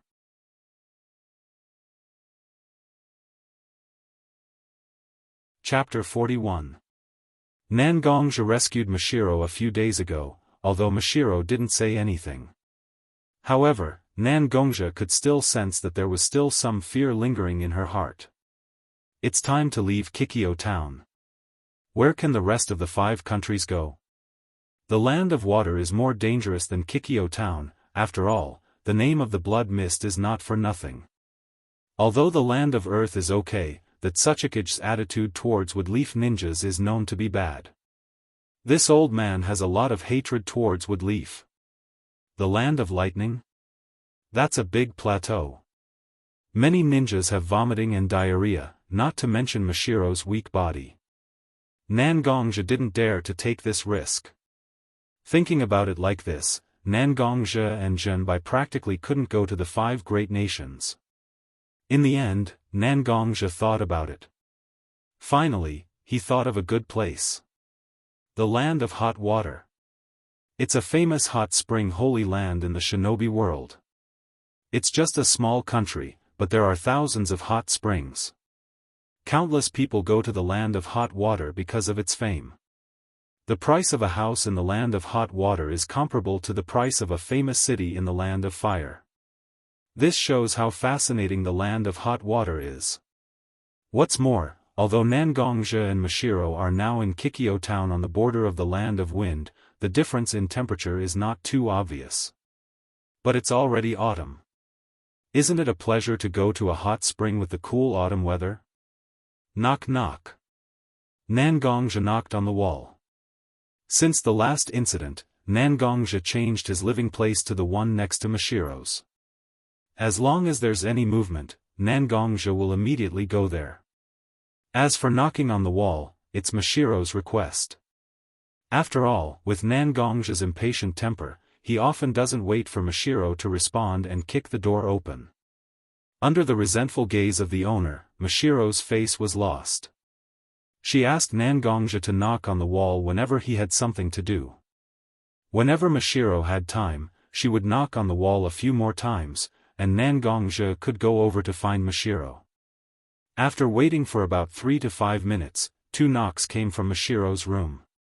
Nangongja went to Mashiro's door and waited for Mashiro to open it. "What's wrong?"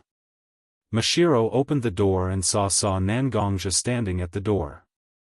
Half of his face peeked out of the door. You don't want me to go in?" Nangongja looked at it helplessly. "It's not," Mashiro turned his head and pouted. "I'm here to discuss our itinerary with you. Let's get down to business." Nangongja saw Mashiro's attitude and quickly corrected his attitude. He said in a businesslike manner, "You decide." Before Nangongja could reply, Mashiro closed the door. Nangongja was helpless. He didn't understand what was going on. "When did I offend Mashiro?" "No. I didn't do anything these few days." Nangongja thought about how he offended Mashiro and walked back to his room gloomily. When Mashiro heard the sound of the door next door opening and closing, she sat down on the ground. He leaned against the door. "This idiot." Mashiro grabbed a pillow beside him and threw it out. "Idiot. Idiot. Dead wood." Fine, Mashiro was about to go crazy. "Obviously. I've already decided to live on by myself." But why did you appear? How can I face you when you're so good to me?" Mashiro looked at the starry sky outside the window and seemed to remember the brilliant stars and the bright moonlight that night. Of course, there was also the boy who fell on the eaves with a slight smile on his face. The two of them finally left Kikyo City. The distance between the land of wind and the land of hot water wasn't very close. The general distribution of countries in the ninja world was actually very simple. The 5 major countries occupied the largest area, and many small countries were sandwiched between their respective borders. The land of hot water was located at the border of the land of fire and the land of lightning. In order to get there, Nangongja had to pass through the land of river and part of the land of fire. The road will be very long. With Mashiro around, it was only natural that Seiji's speed would be even slower. Nangongja estimated that it would take at least 3 months to reach the land of hot water. So Nangongja specially found a carriage so that Mashiro could sit inside and walk less. After leaving Kikyo City for 2 days, Nangongja arrived at the border of the land of wind and the land of river. In the land of river, there were a lot of forests. The tall trees made Nangongja feel like he was back in the wood leaf. Meet, Nangongja drove the carriage, but his eyes were a little confused. Although he was mentally prepared to face the truth, but when he really had to face it, he still felt a little nervous. After all, the person he suspected now is the most precious person to him. Just as Nangongja was thinking about how to face his sister while driving, Nangongja sat in the car. Nangongja suddenly took out a kunai from the ninja bag behind him and threw it at a tree behind him.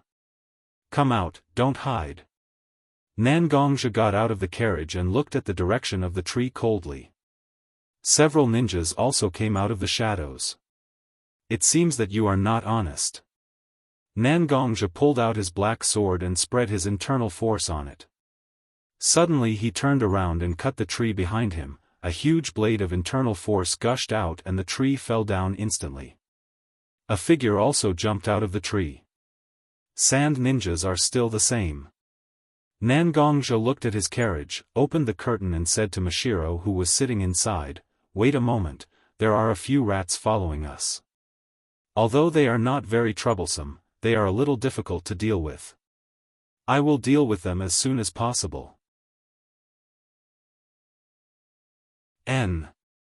Mashiro nodded and looked at Nangongja, who was about to turn around and leave. She grabbed Nangongjia's hand and said seriously, "Don't die.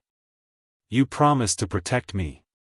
Nangongjia looked at Mashiro, who was holding his hand, and nodded. "Don't worry, it's just these losers. I don't care about them." After saying that, he got out of the carriage. Looking at the 6 ninjas who surrounded him in an instant, Nangongjia began to observe. Among them, 4 of them were holding melee ninja weapons such as long swords, halberds, and the like. The other 2 didn't have anything, but the vigorous chakra aura from their bodies was enough to prove that they were at least Jonin-level ninjutsu ninjas.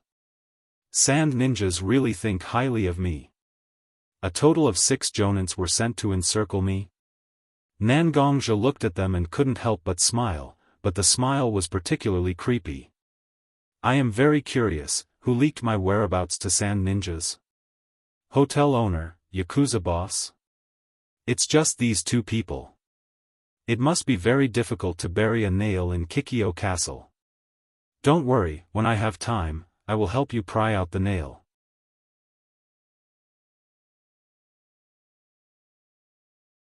Chapter 42. The 6 sand ninjas didn't say anything, just an endless silence. Several of them looked at each other, and the 2 ninjutsu ninjas with strong chakra fluctuations instantly converged their aura and chakra fluctuations. Of course, this was only temporary, because as long as they use ninjutsu, it's impossible not to produce chakra fluctuations. Just like just now, Nangongjia was able to find the people behind him because he used invisibility jutsu to hide in the canopy of a big tree. The 4 taijutsu ninjas in front of Nangongjia made a rhombus formation and rushed towards him. During this time, many shurikens were shot from all directions to interfere with Nangongjia. "Did you set up a trap when you were hiding?" Nangongjia looked at the shurikens flying towards him, but "It's useless." Nangongjia quickly danced with the black sword in his hand, and internal force gathered in all directions and turned into a large net around Nangongjia's body. All the shurikens rushing towards him were blocked. "Ha!" Nangongjia roared, and the input of internal force increased, and the net around him seemed to have turned from an illusion to a substance in an instant. Sword rush. The big net was instantly fragmented, and the internal force sword marks that originally formed the big net turned into internal force blades flying around. He rushed towards the sand ninja who was charging towards him with his shurikens blocked by the shurikens. The dense internal force sword marks directly made the 4 sand ninjas unable to resist. However, the sand ninjas didn't only know taijutsu. So far, Nangongjia has only seen Woodleaf Mike Dai and his son Mike Kai who only use taijutsu. Most of the other taijutsu ninjas mainly use taijutsu, but they also use ninjutsu to enhance themselves. Wind release, wind wall. A ninja who fell behind the other 3 taijutsu ninjas used wind wall to block in front of his group. It was used to stop the attack of the sword marks. However, it was difficult for them to avoid being blocked for a while. Black Lion Li Yang. Protect me. Nangongjia took advantage of this time to mobilize Li Yang's power. "Ha! Kid. I knew that following you would never be idle. How long after the battle ended, there is another battle. Very good, let's go all out." Li Yang was also very excited. Isn't a lion a warlike animal? Thunder from the sky, black armor covered his body. Nangongjia was clad in black armor with lightning surrounding his body. His speed and strength had greatly increased speed. In the blink of an eye, Nangongjia appeared behind the ninjas. Just as he was about to kill a person, he heard a sound behind him. Earth release, earth. The ground under his feet instantly break. Nangongjia also seemed to have lost his balance, and his entire body staggered. Nai. He was about to stab. Wait. The leader of the ninja seemed to find something wrong and opened his mouth to warn him. But before his voice fell, the kunai had already pierced Nangongjia's black armor. But the ninja didn't feel anything, because the black armor was like jelly. Without using any strength, half of the kunai had already gone in. Ha! Nangongja suddenly laughed. Sand ninja, you're so naive. How did you become a jonin? Nangongja wasn't wrong. After the Shinobi World War, the Sand Ninja suffered heavy losses. After all, the combination of White Fang and Tsunade was very violent. This ninja was a new jonin after the Shinobi World War. Obviously, he was not strong enough to fight against a jonin. Just as the ninja was stunned, Nangongja's body flashed with more powerful lightning. He wanted to pull out his kunai, but it was tightly clamped by Nangongja's black armor and he couldn't move. He wanted to let go, but the lightning paralyzed his arm and he couldn't let go. The ninja was electrocuted and fainted. Against a taijutsu ninja, not to mention 4. Even if there were 2 more Nangongja wouldn't be afraid. But a ninjutsu ninja was really troublesome. Just like before, if it wasn't for Nangongja's preparation. At this time, he would have fallen into a difficult battle. So this is the key to why Nangongja took the risk to kill a ninjutsu ninja. Damn it! The leader of the taijutsu ninja saw this scene, and his nose was crooked. Everyone, including the leader. According to the records of the past, they all thought that Nangongja's armor was extremely hard. Who would have thought that this armor could be soft and hard? This made many of the plans they made before the battle useless. Even a rare ninjutsu ninja was involved in this. It was a big loss. Earth release, rock puppet. Wind release, dark wind sword. Combination ninjutsu, rock swordsman. The leader of the ninja was indeed an experienced ninja. He knew that there was no point in playing tricks behind his back. He couldn't let the remaining ninjutsu ninja on his side be exposed too early. So, he used ninjutsu to forcefully hold Nangongja and provide an opportunity for his remaining teammates. The soil under his feet kept loosening and attached to the leader's body little by little. Slowly, it turned into a huge puppet that was 3 to 4 meters tall. The puppet opened its big hand and a huge green and white sword appeared in its hand. Nangongja looked at the leader's performance. Although they were enemies, he still praised the leader. The compatibility between wind release and earth release is not good, but you can maintain 2 ninjutsu without affecting each other. That's really rare. That's not all. Faced with Nangongja's praise, the leader instantly rushed out and said, "Attaching wind release to the puppet's feet to increase its speed?"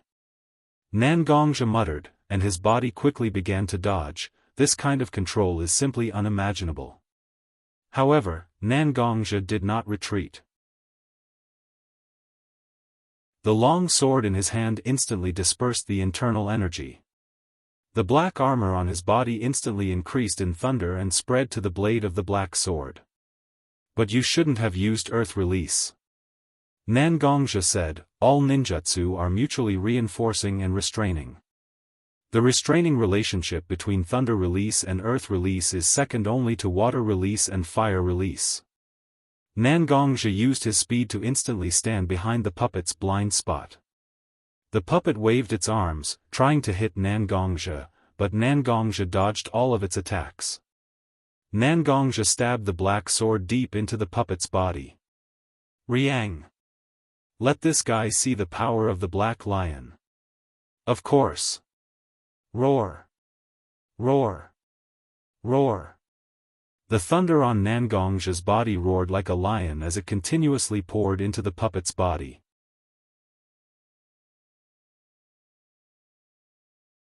Chapter 43. The puppet's body was like a tree's bark, peeling off piece by piece under the effect of the strong electric current. It fell to the ground and made a pu-pu sound. Just when Nangongja thought that the situation was settled, something unexpected happened. The rock puppet was about to fall apart, leaving only a small part behind. The leader of the rock puppet was almost exposed. However, the almost spherical puppet suddenly exploded. It wasn't just one ninja that jumped out. There was also the ninjutsu ninja that disappeared. No wonder the puppet could use both wind release and earth release at the same time without affecting each other. At the same time, it could use wind release to increase its speed. Nangongzhi immediately understood what was going on. Although a ninjutsu ninja alone can cause me some trouble, as long as I'm careful enough, it shouldn't be a big problem. Since that's the case, why don't I let this ninjutsu ninja play its biggest role and turn it into a real fighting force? What a good plan. Since the ninjutsu ninja had appeared, he naturally wouldn't expose himself for nothing. Wind release, hurricane destruction. The ninjutsu ninja's hand seals were flying, and he quickly cast ninjutsu in Nangongzhi's direction. There were at least 20 to 30 huge wind blades, and they were chaotically flying towards Nangongzhi's direction.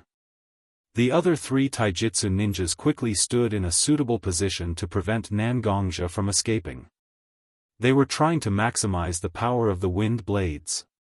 As for the leader of the taijutsu ninja, the huge consumption of chakra and the invasion of lightning had consumed a lot of his stamina.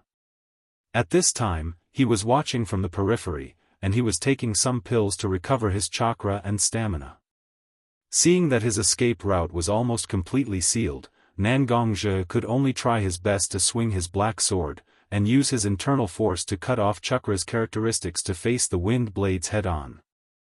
Every time Nangongzhi received a blow from the wind blades, he would be forced back 3 to 5 steps. When the ninjutsu ninja saw that Nangongzhi was actually able to withstand the power of the wind blade head-on, he was very surprised. He knew the power of these wind blades the best. Back then, when he wasn't proficient with it, he had shaved off the top of a small mountain with his half-finished chaotic hurricane break. Therefore, the ninjutsu ninja adjusted their strategy. Whenever the wind blades were close to Nangongzhi, they would activate their chakra to detonate the wind blades. One after another, the huge wind blades instantly transformed into even smaller, yet even more subtle and sharp knives. Nangongzhi could block the huge wind blades, but these small wind blades were hard to block. He could only rely on his black armor to defend himself. Creaking sounds accompanied by sparks flew in all directions, proving the difficult situation Nangongzhi was in at the moment. At this time, the ninja leader who had rested for a long time finally joined the battle. Once again, he used Earth Meld to give himself the appearance of a puppet. The huge puppet punched again and again, forcing Nangongzhi to face the sharpest part of the wind blades. The taijutsu ninja who was replaced didn't stay idle either. He actually approached the carriage where Mashiro was. When Nangongzhi saw this scene, it was as if his heart was on fire. These sand ninjas were obviously targeting him. All of this had nothing to do with Mashiro. But Mashiro was involved in this? These days of getting along, Nangongzhi had a deeper understanding of this sometimes confused and capricious girl. How could such a girl lose her life like this? Nangongzhi was very clear in his heart. As long as he was killed here, all the witnesses would be silenced except for the sand ninjas. Because Woodleaf and the sand ninjas were in the honeymoon period after the peace negotiations. Anything that could affect the peace couldn't be made public. If he died, Woodleaf wouldn't do anything. Because a dead person, no matter how famous he was when he was alive, no one would try so hard to get justice for him. The matter of the White Fang is not far away. How trustworthy can the integrity of the people of Konoha be? So at this moment, Nangongzhi could only protect himself and Mashiro. There were no reinforcements. As long as he was defeated, he would die, or even become a research material for various experiments. After all, a Jonin's body could be studied a lot. No one touch her. Nangongzhi said word by word. His tone was filled with an indescribable feeling. It was as if he was trying to endure an indescribable pain. Kid, are you crazy? Riang shouted in Nangongzhi's mind, that girl is dead. Without her, you would have been able to break out of the encirclement and wouldn't be in this predicament. Now you're using this kind of self-harming method to gain strength. After the strength dissipates, the long period of weakness and eternal pain is not worth it. That's right, Nangongzhi was currently overdrawing his strength. When Kai was receiving Nangongzhi's training, he didn't tell Nangongzhi all the contents of the Hashiman Tanku. But in order to make it easier for Nangongzhi to teach him, he still revealed some of the key concepts to Nangongzhi. With Riang's persuasion and help, Nangongzhi developed a set of secret techniques that could transform the gentle internal energy into sharp sword energy to attack the acupuncture points and stimulate the potential of life. Nangongzhi called it, sword chi breaking acupoint. After perfecting this secret technique, Nangongzhi would normally use extremely weak sword energy to attack the acupuncture points to expand his meridians and acupuncture points and increase his internal energy cultivation. This method also allowed Nangongzhi's strength to improve by leaps and bounds. But this also proved the danger of using sword energy to attack the acupuncture points. Ever since Nangongzhi's physical cultivation increased greatly and was close to the body of a half-step immortal, his body's toughness and recovery ability had greatly increased. But even so, he could only use a very small amount of internal energy to attack the acupuncture points. At this moment, in order to protect Mashiro, Nangongzhi had used almost all of his remaining internal energy to transform into sword energy. Nangongzhi and Riang couldn't estimate what kind of damage this would cause to him. If he were to remove the black armor now, Nangongzhi's restless blood would probably burst out of his body. Fresh blood would also flow out of Nangongzhi's 7 orifices, looking extremely frightening. Ah! Ah! Ah! Nangongzhi finally couldn't suppress the pain and could only roar out loud to vent it. At the same time, Nangongzhi charged towards Mashiro while enduring the heavy punches and wind blades. Under the control of Nangongzhi's increased strength, the black sword produced streaks of sharp sword energy. Everywhere Nangongzhi passed, it was a mess. The ninja who was walking towards Mashiro also turned into a bloody mist under the pressure of the sword energy.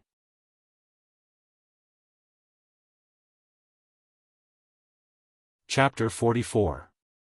Nangongzhi finally understood. As long as he still wanted to protect Mashiro, then he was destined to be at a disadvantage in this battle. Time continued to pass as both sides battled. The sky was gradually turning dark. However, there were things that a gentleman should do and there were things that he should not do. Nangongzhi would definitely not give up on Mashiro. Thus, Nangongzhi could only take advantage of the fact that he was breaking through his limits to break through the encirclement. There was only one path for him to choose. Nangongzhi opened the wooden door of the carriage and saw Mashiro shivering in the corner of the carriage. "Mashiro, let's go." Nangongzhi tried his best to use a gentle tone to talk to Mashiro, but the pain all over his body made Nangongzhi's every word tremble. "Miyagi, you..." Although Mashiro was usually a little naive, it did not mean that Mashiro was not smart. At this moment, the black armor on Nangongzhi's body had many cracks, and many scratches were distributed on the armor. Furthermore, Nangongzhi's 7 orifices were still bleeding. However, before Mashiro could finish his sentence, Nangongzhi reached out his right hand and looked at Mashiro silently. Even in such a predicament, his eyes did not lose their usual brilliance. Instead, they shone even more brightly. Mashiro could not help but stop talking. An indescribable sense of security surged in his heart. It was this person in front of him who had protected him time and time again. Even in such a predicament, he did not abandon him. Mashiro nodded. The tears in his eyes miraculously disappeared. He reached out his hand and grabbed Nangongzhi's hand tightly. Nangongzhi used his strength and pulled Mashiro into his embrace. His feet exerted force, and his whole body moved like an arrow. At this moment, among the 6 sand ninjas, 1 had fainted, 1 chakra was exhausted, and the remaining 4 taijutsu ninjas, although they still had some fighting power, they did not have the strength to chase after Nangongzhi. The leader only relied on drugs to suppress his bad condition. If there was a fierce battle, he would definitely not be able to endure it. As for the remaining 3 taijutsu ninjas, whoever chased after him would die. Although the ninjas were obsessed with completing the mission, they were also very rational. They knew how to gain the most benefits. This was the bottom line of the Sands plan. They could have no results, but they could not have a large number of casualties. Because at this moment, the Sand ninjas no longer have the ability to bear. This operation was an opportunistic move on the part of the Sand. Nangongja was to stay, was to stay, was to kill to stay. At least they could give Woodleaf's group some trouble, wasn't that good? Nangongja continued to move forward. Slowly, his consciousness began to blur. However, his legs continued to move forward under the urging of his subconscious. Until he was exhausted. Nangongja and Mashiro in his arms fell to the ground together. Gong gong. Gong gong. Mashiro saw Nangongja fall to the ground and struggled to get out of Nangongja's arms. He put Nangongja's body on the ground. Nangongja's black armor also disappeared shortly after Nangongja lost consciousness. Nangongja's body did not have the protection of the black armor. In an instant, the blood that was surging due to the sword chi flowed out of the pores of his body. His whole body instantly turned into a blood man. Nangongja was lying on the ground at this moment, was soaked with Nangongja's blood. Mashiro looked around and saw some tall trees. He was a little flustered. When did Mashiro experience such things? Coupled with the fact that Nangongja was covered in blood, Mashiro was even more scared. There was no way, Mashiro could only use all his strength to carry Nangongja on his back and move forward bit by bit with difficulty. Go east. A voice suddenly sounded in Mashiro's mind. Who is it? Mashiro was startled and sat on the ground. I am Li Yang, an existence similar to Nangongja's spiritual beast. Now that Nangongja has fainted, I am about to use up all my strength and fall into a deep slumber.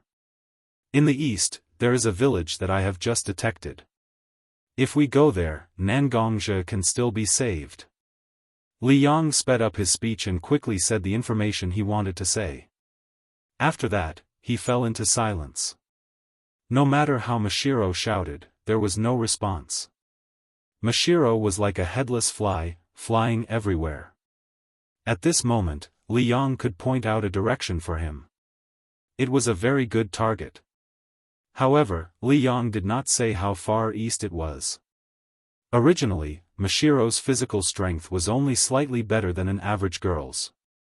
In addition, he had to carry Nangongja on his back.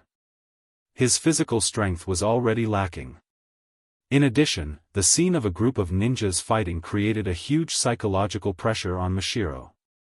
Therefore, Mashiro quickly ran out of energy. But at this moment, Mashiro could not stop. If he stopped, would the Sand ninjas catch up with him? Also, Nangongja's injury was so serious at this moment. If he stopped, it would definitely not be beneficial to save Nangongja's life. Therefore, Mashiro could only clench his teeth. Slowly, a pair of shoes were worn out in many places on the uneven ground. Mashiro's soft arms and white cheeks also showed traces of blood under the various thorny plants in the forest. His clothes also became ragged. Mashiro walked in this deep forest for nearly the whole night. When the sky was about to turn white, Mashiro almost used his hands and feet to move forward. When he saw the outline of a village in front of him, his whole spirit relaxed. Mashiro fainted. Nangongja and Mashiro fainted under a big tree near the village. When Mashiro woke up again, he was lying on a wooden bed. The thick smell of decocting medicine lingered in the air. Turning his head hard, he saw Nangongja was wrapped like a dumpling on the bed on his right. "Sister, you're awake?" A voice sounded. Mashiro looked over. It was a little girl about 5 or 6 years old. At this moment, she was holding a bowl of decoction in her hand in front of Mashiro. As if feeling Mashiro's gaze, the little girl quickly said, "Sister, don't worry, you're too exhausted to speak. You'll be fine after some rest. Drink this bowl of decoction first, you'll feel much better. The little girl helped Mashiro up and helped Mashiro drink the decoction. The condition of the brother with you is not so good. The injuries on his body are extremely serious. Although it's strange, there's a magical force that's promoting his recovery very quickly.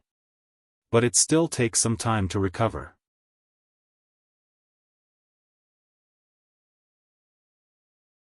Chapter 45. Hot. Nangongja only had this feeling at the moment. It was as if he was in a fire.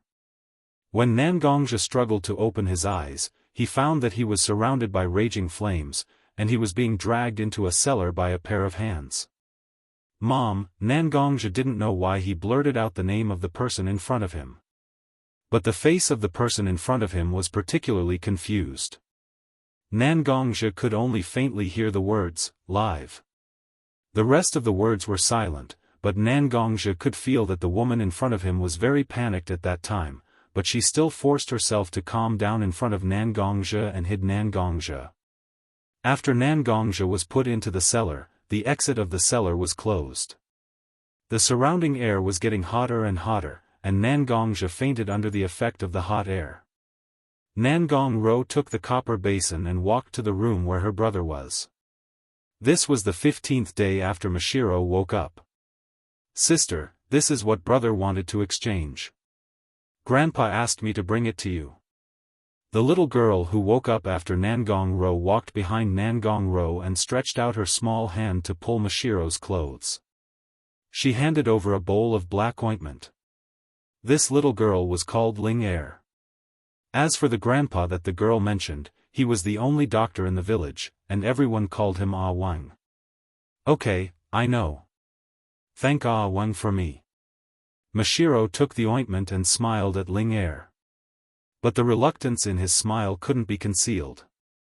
Ling Er and Ah Wang had been practicing medicine in this village for many years, so how could they not see such an expression?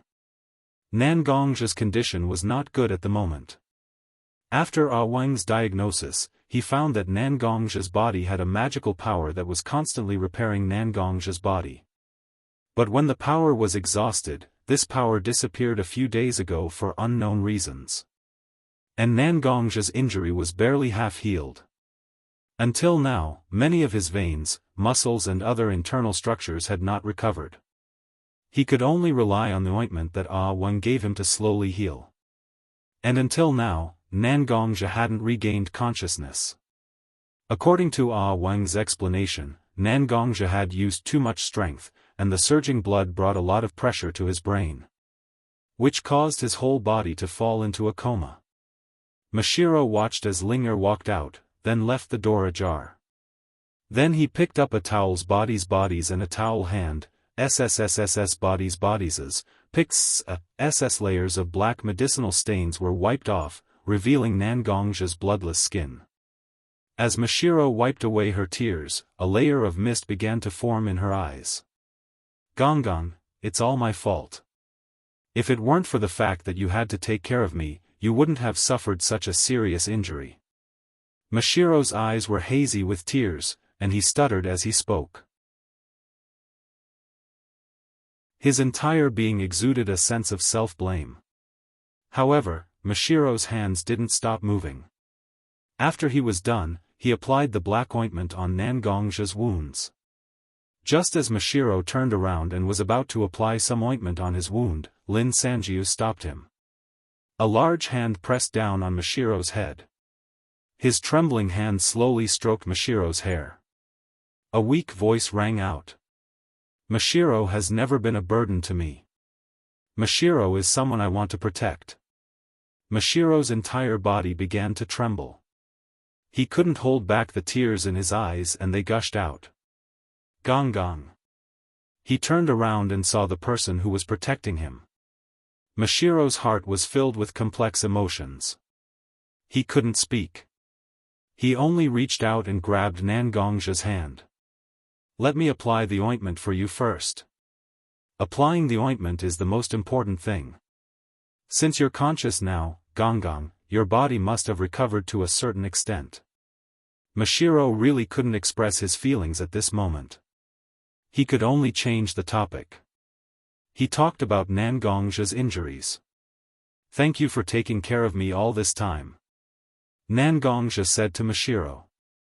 "It's nothing. You were injured because you protected me. Then I should take responsibility for you, shouldn't I?" Mashiro said as he applied the ointment. The two of them didn't say anything else. They just enjoyed the atmosphere at this moment. It didn't take long for Mashiro to finish applying the ointment to the wounds. Looking at Nangongja's smile, Mashiro suddenly lay down in front of Nangongja. He gently kissed Nangongja's cheek. "This is your reward. Don't think too much." Masahiro's cheeks were red as she quickly walked out. Looking at Mashiro's back, Nangongja was stunned. "Kid, you're quite lucky," Liang suddenly said in Nangongja's mind. "Alright, Liang. That's not the important thing now." Nangongja tried his best to calm his emotions. He calmly began to check his body's condition. "Really? But that little girl just now walked through the forest for an entire night to save you. Even though she fainted from exhaustion, she still held onto your hand tightly." After losing Nangongja's internal energy, Liang could only rely on her own internal energy to recover her consciousness and ensure Nangongja's safety. Liang didn't see everything Mashiro did in the past half a month, but she knew most of it. Liang felt that these words should be said to Nangongja. "Liang!" Nangongja roared, scaring himself and Liang. "It's not the time to think about Mashiro and me. I had a dream when I was unconscious." Thinking about his dream, Nangongja's heart was filled with indescribable anxiety and sorrow. A dream? Liang naturally knew that Nangongja left Woodleaf Village because of his dream. "Listen to me, kid. It doesn't matter what kind of memories you have sealed. What you're doing now is the worst thing you can do. It doesn't matter if it's Mashiro or your sister. There are more people who care about you and love you. They're all by your side now. These feelings and the care you have for each other are definitely not fake. You alienated your sister because of your memories. You lost your cool because of your memories and gave vent to your emotions, putting yourself in danger. You rejected Mashiro because of your memories and responded to your feelings. I know that you care a lot about your sealed memories. But those memories aren't everything to you. You still have the present. The dead are gone. Memories are just memories. Some things can't be clung to. Clinging to them is like being possessed by a demon. Don't wait until you lose it, then start to indulge in it again.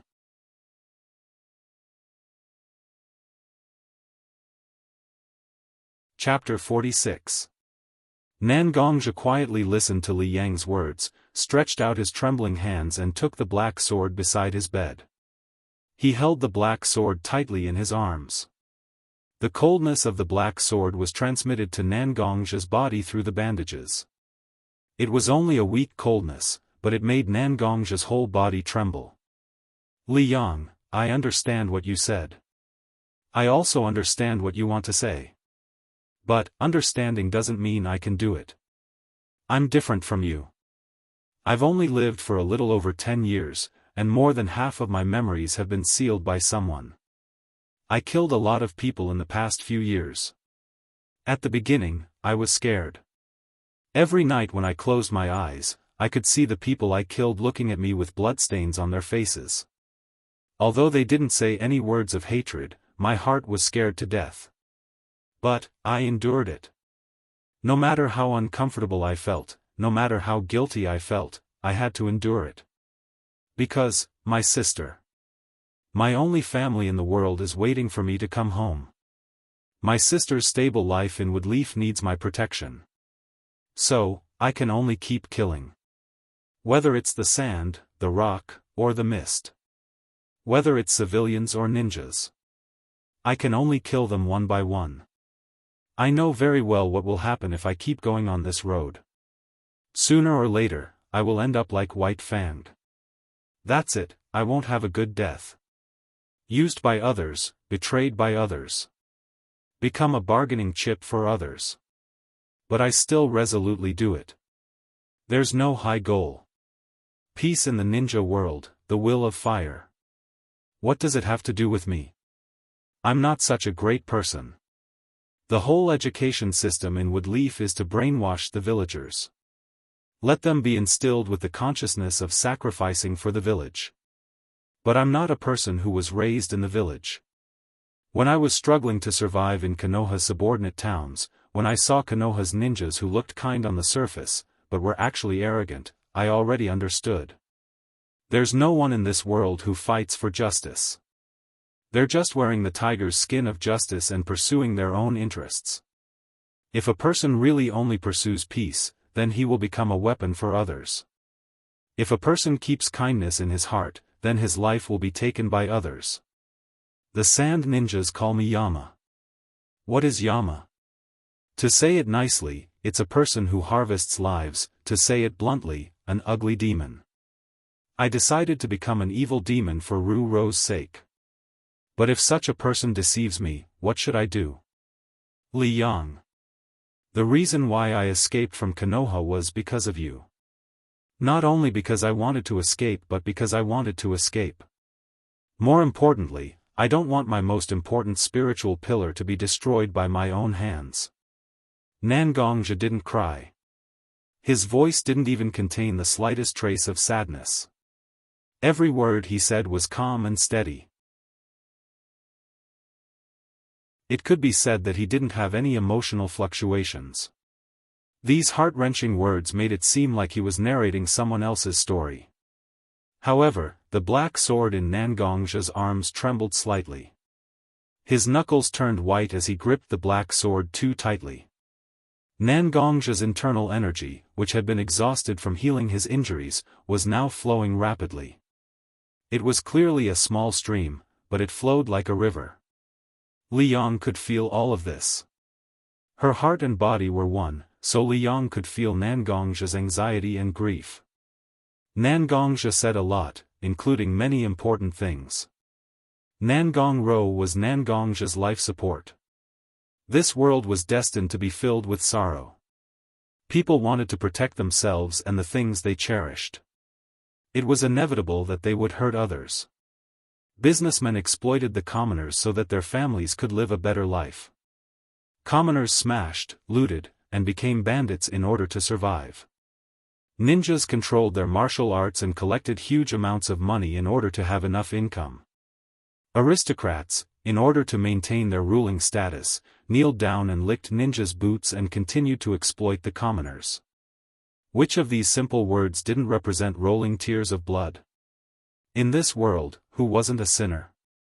Therefore, a person had to have something to rely on in order to maintain their true self. What would happen if the sustenance collapsed? No one knew. Kid. You won't destroy your thing with your own hands. Li Yang said with determination. Why? I can't find any reason to forgive Ro-Ro. Nangongja curled his body and hugged the black sword even tighter as he muttered. He. I've lived for so long. How could I not know about the filth between people? But sometimes, the path that people face is wrong. Now, to you, a crack has been pried open in your relationship with your sister. It's meaningless to try to mend it. But, what if this crack is only on the surface? Li Yang's words had a hidden meaning, and he was secretly giving Nangongja pointers. You mean, I don't hate Ro-Ro? Nangongja was very smart. When he heard Li Yang's words, he instantly understood Li Yang's meaning. If you really can't resist your sister, you won't leave Woodleaf at all. If you really can't forgive your sister's deceit, you won't still call her by her nickname. Memories were only a part of one's life, but they were not everything. Your sister's care and affection for you has never been hypocritical. Li Yang said with a trembling voice. Every word was like a sledgehammer hammering Nangongja's heart. Suddenly, Nangongja seemed to hear a voice whispering in his ear. It was constantly persuading him to return to Woodleaf. Ask for the truth, and let him truly let go of his worries. The voice kept getting louder and louder, and it kept echoing. Ah! Nangongzhi cried out softly. He endured the pain in his body and stood up. He used his hands to remove the bandages on his body. He walked to the clothes rack, took off his clothes, and put them on. Holding the black sword and his gauntlet, Nangongzhi opened the door and walked out. Gong gong! What are you doing? Seeing Nangongzhi like this, Mashiro immediately rushed over. Your injuries haven't healed yet, forcing yourself like this. What do you think? Mashiro stared into Nangongzhi's eyes, and the anger in his heart suddenly exploded. I want to go back. Nangongzhi looked at Mashiro and said emotionlessly. In Mashiro's eyes, he seemed to have become a stranger that Nangongzhi met by chance. A feeling of abandonment enveloped his heart. Nangongzhi looked at Mashiro. Mashiro's eyes were filled with tears. He raised his right hand and was about to slap Nangongzhi's face. However, he still stopped. She could only cover her mouth to make herself softer. He turned around and ran away.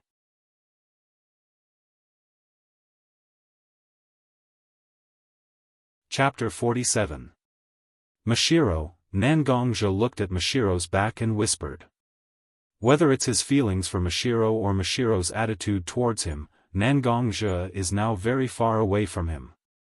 That's why Nangongzhi pretended to be indifferent to Mashiro, hoping to end these feelings quickly. The combination of an ordinary person and a ninja is an extremely irrational behavior. Just like many soldiers returning home from the battlefield, they will have all kinds of psychological trauma. This is also an invisible burden for his family. In the shinobi world, ninjas and ordinary people live in two different worlds. Although there is contact, there is also an invisible wall separating the two. Nangongzhi still left, even though Mashiro has been staring at him with a pair of teary eyes from the side of the house. But when Nangongzhi walked less than a kilometer, an old man came to him. The old man was dressed in white, and there was a somewhat shabby bamboo basket on his back. A few herbs and a medicine hoe were placed in the basket. The old man looked at least 80 or 90 years old, his white hair was casually tied in a bun on the top of his head. His long beard hung down to his chest. One step, one step. He didn't seem to be in a hurry, but the old man's figure was constantly flashing, at least 2 or 3 meters forward with each step. Nangongzhi didn't have time to react, the old man had already arrived behind Nangongzhi. A dry and warm hand was placed on Nangongzhi's shoulder. Young man, although I know that you must have your own worries. But listen to the old man, if some things are really abandoned. It really can't be salvaged anymore. Nangongzhi didn't care about what the old man said. Because the old man's footwork really scared Nangongzhi. Everything that is a threat must be held in one's hands as much as possible. This is Nangongzhi's biggest rule in the shinobi world. Pulling out the black sword, he attached his internal force to the sword, emitting a sparkling ice-blue halo. Nangongzhi's wrist shook, and a beautiful sword flower appeared, forcing the old man to retreat. When the old man retreated, his body was a little unbalanced, and a small flaw appeared. Nangongzhi stabbed his sword, wanting to stab the old man's leg. To restrain the old man's footwork. Seeing that the sword was about to stab the old man didn't panic. Instead, he used the tendency of his body's imbalance to make himself fall even harder. Just when he was about to touch the ground, he turned around and appeared behind Nangongzhi. As for the black sword, it didn't even touch the old man's clothes. Young man, you are so young. Judging from his aura, he's not far from being possessed. The old man snorted softly, but it was like a clap of thunder in Nangongzhi's ears. SSSS spit blood spit. Spit. The blood fell to the ground. Seeing the color of the blood, Nangongzhi's eyes widened. Because the blood was very thick, it was obviously spat out, but it gathered into a pool. Not a single drop of blood spilled. The color was pitch black, without a trace of blood. A strange stench was emitted from the black blood that he spat out. Seeing Nangong's stunned expression, the old man walked to Nangong's side. "I have examined your injury, it was very serious at first. But there is a strange energy in your body that is promoting your development. But what shocked me even more is that there is another kind of energy that is destroying your body at the same time, preventing your recovery from speeding up." Nangongja heard the old man's words and roughly knew the old man's identity. This old man is the one called a Wang that Mashiro mentioned, the one who cured him. "You are a Wang?" Nangongja asked tentatively. "It is indeed me. Your current condition is very bad, not just physical injuries. More importantly, there is a huge flaw in your heart." Wang stretched out his hand and placed it on Nangongja's wrist. "I have been investigating the energy that is repairing your body. I found out that it is a lost secret technique called inner strength. At that time, this secret technique was even more powerful than chakras. But this secret technique has a huge flaw, causing its inheritance to almost be lost." Flaw? Nangongja heard Wang say that there was a flaw in his cultivation method, and he was unwilling to believe it. But in his heart, he faintly felt that Wang's words were reasonable. "That's right, it is a flaw." Wang nodded and let go of Nangongja's wrist. He turned around and placed his hand on the back of his waist and continued, "When inner strength is cultivated in the right direction, it will be neutral and peaceful, nourishing the body for a long time. But if inner strength is cultivated in the wrong direction, it will be strange and abnormal. It will be good at killing, but it will hurt others and oneself. There is another name for inner strength that is cultivated in the wrong direction. Sword energy." Before Wang could say the name of inner strength that was cultivated in the wrong direction, Nangongja said it first. "That's right, the way to transform inner strength into sword energy was to cultivate in the wrong direction." Wang looked at Nangongja's reaction at the moment and didn't say anything more. He just continued his words. "That's right, it is sword energy. Sword energy is just like its name. It is sharp and dangerous. There is no harm in cultivating inner strength normally, but if inner strength is cultivated in the wrong direction and transformed into sword energy, the inner strength will start to transform into sword energy uncontrollably. This process will not stop until all the inner strength in the body has turned into sword energy. If the whole body is filled with sword energy but you can't control it. People who cultivate inner strength will be possessed by the devil. When possessed by the devil to the extreme, they will. After that, Wang didn't say anything more. But Nangongja understood what Wang meant. Once possessed by the devil, the whole person would become murderous. It could be said that it was instinctive to destroy everything in front of him. It would not stop until his sword energy was exhausted and his life energy was exhausted. Then he would die. He would turn into flying ashes, and his body and soul would be destroyed. Nangongja's inner strength was all automatically operated according to the inner strength stored in his body by his grandfather.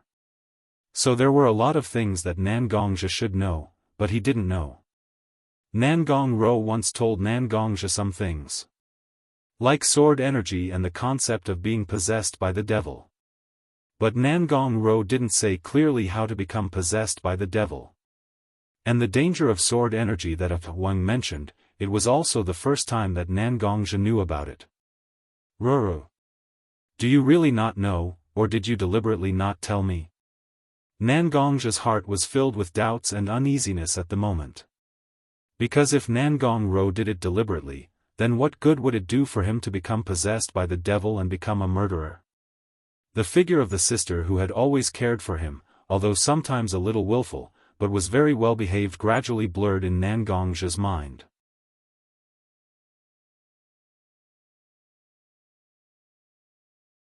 Chapter 48. Young man. To tell you the truth, when I forced you to spit out that mouthful of turbid blood. I felt that you might be on the verge of becoming a demon.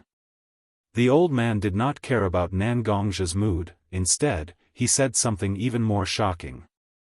This sentence also forcefully pulled Nan Gongjia's thoughts back to reality. On the verge of becoming a demon? But doesn't that only happen when all of the internal energy in your body is transformed into sword energy? When I checked my internal energy, I only found that a small part of it was sword energy. Nan Gongja checked his internal energy and found that it was not completely transformed into sword energy like Wang said, so he quickly raised his doubts. It's strange. Logically speaking, each person's inner force would have its own characteristics. Whether it's in the form of internal energy or sword energy, there's no essential difference. However, the essence of the sword qi and inner strength in your body are very different. Needless to say, your internal energy is moderate and has accumulated quite a lot. But your sword energy doesn't seem like it was just accumulated and transformed. Instead, it feels like you've been cultivating your sword energy for at least 20 to 30 years.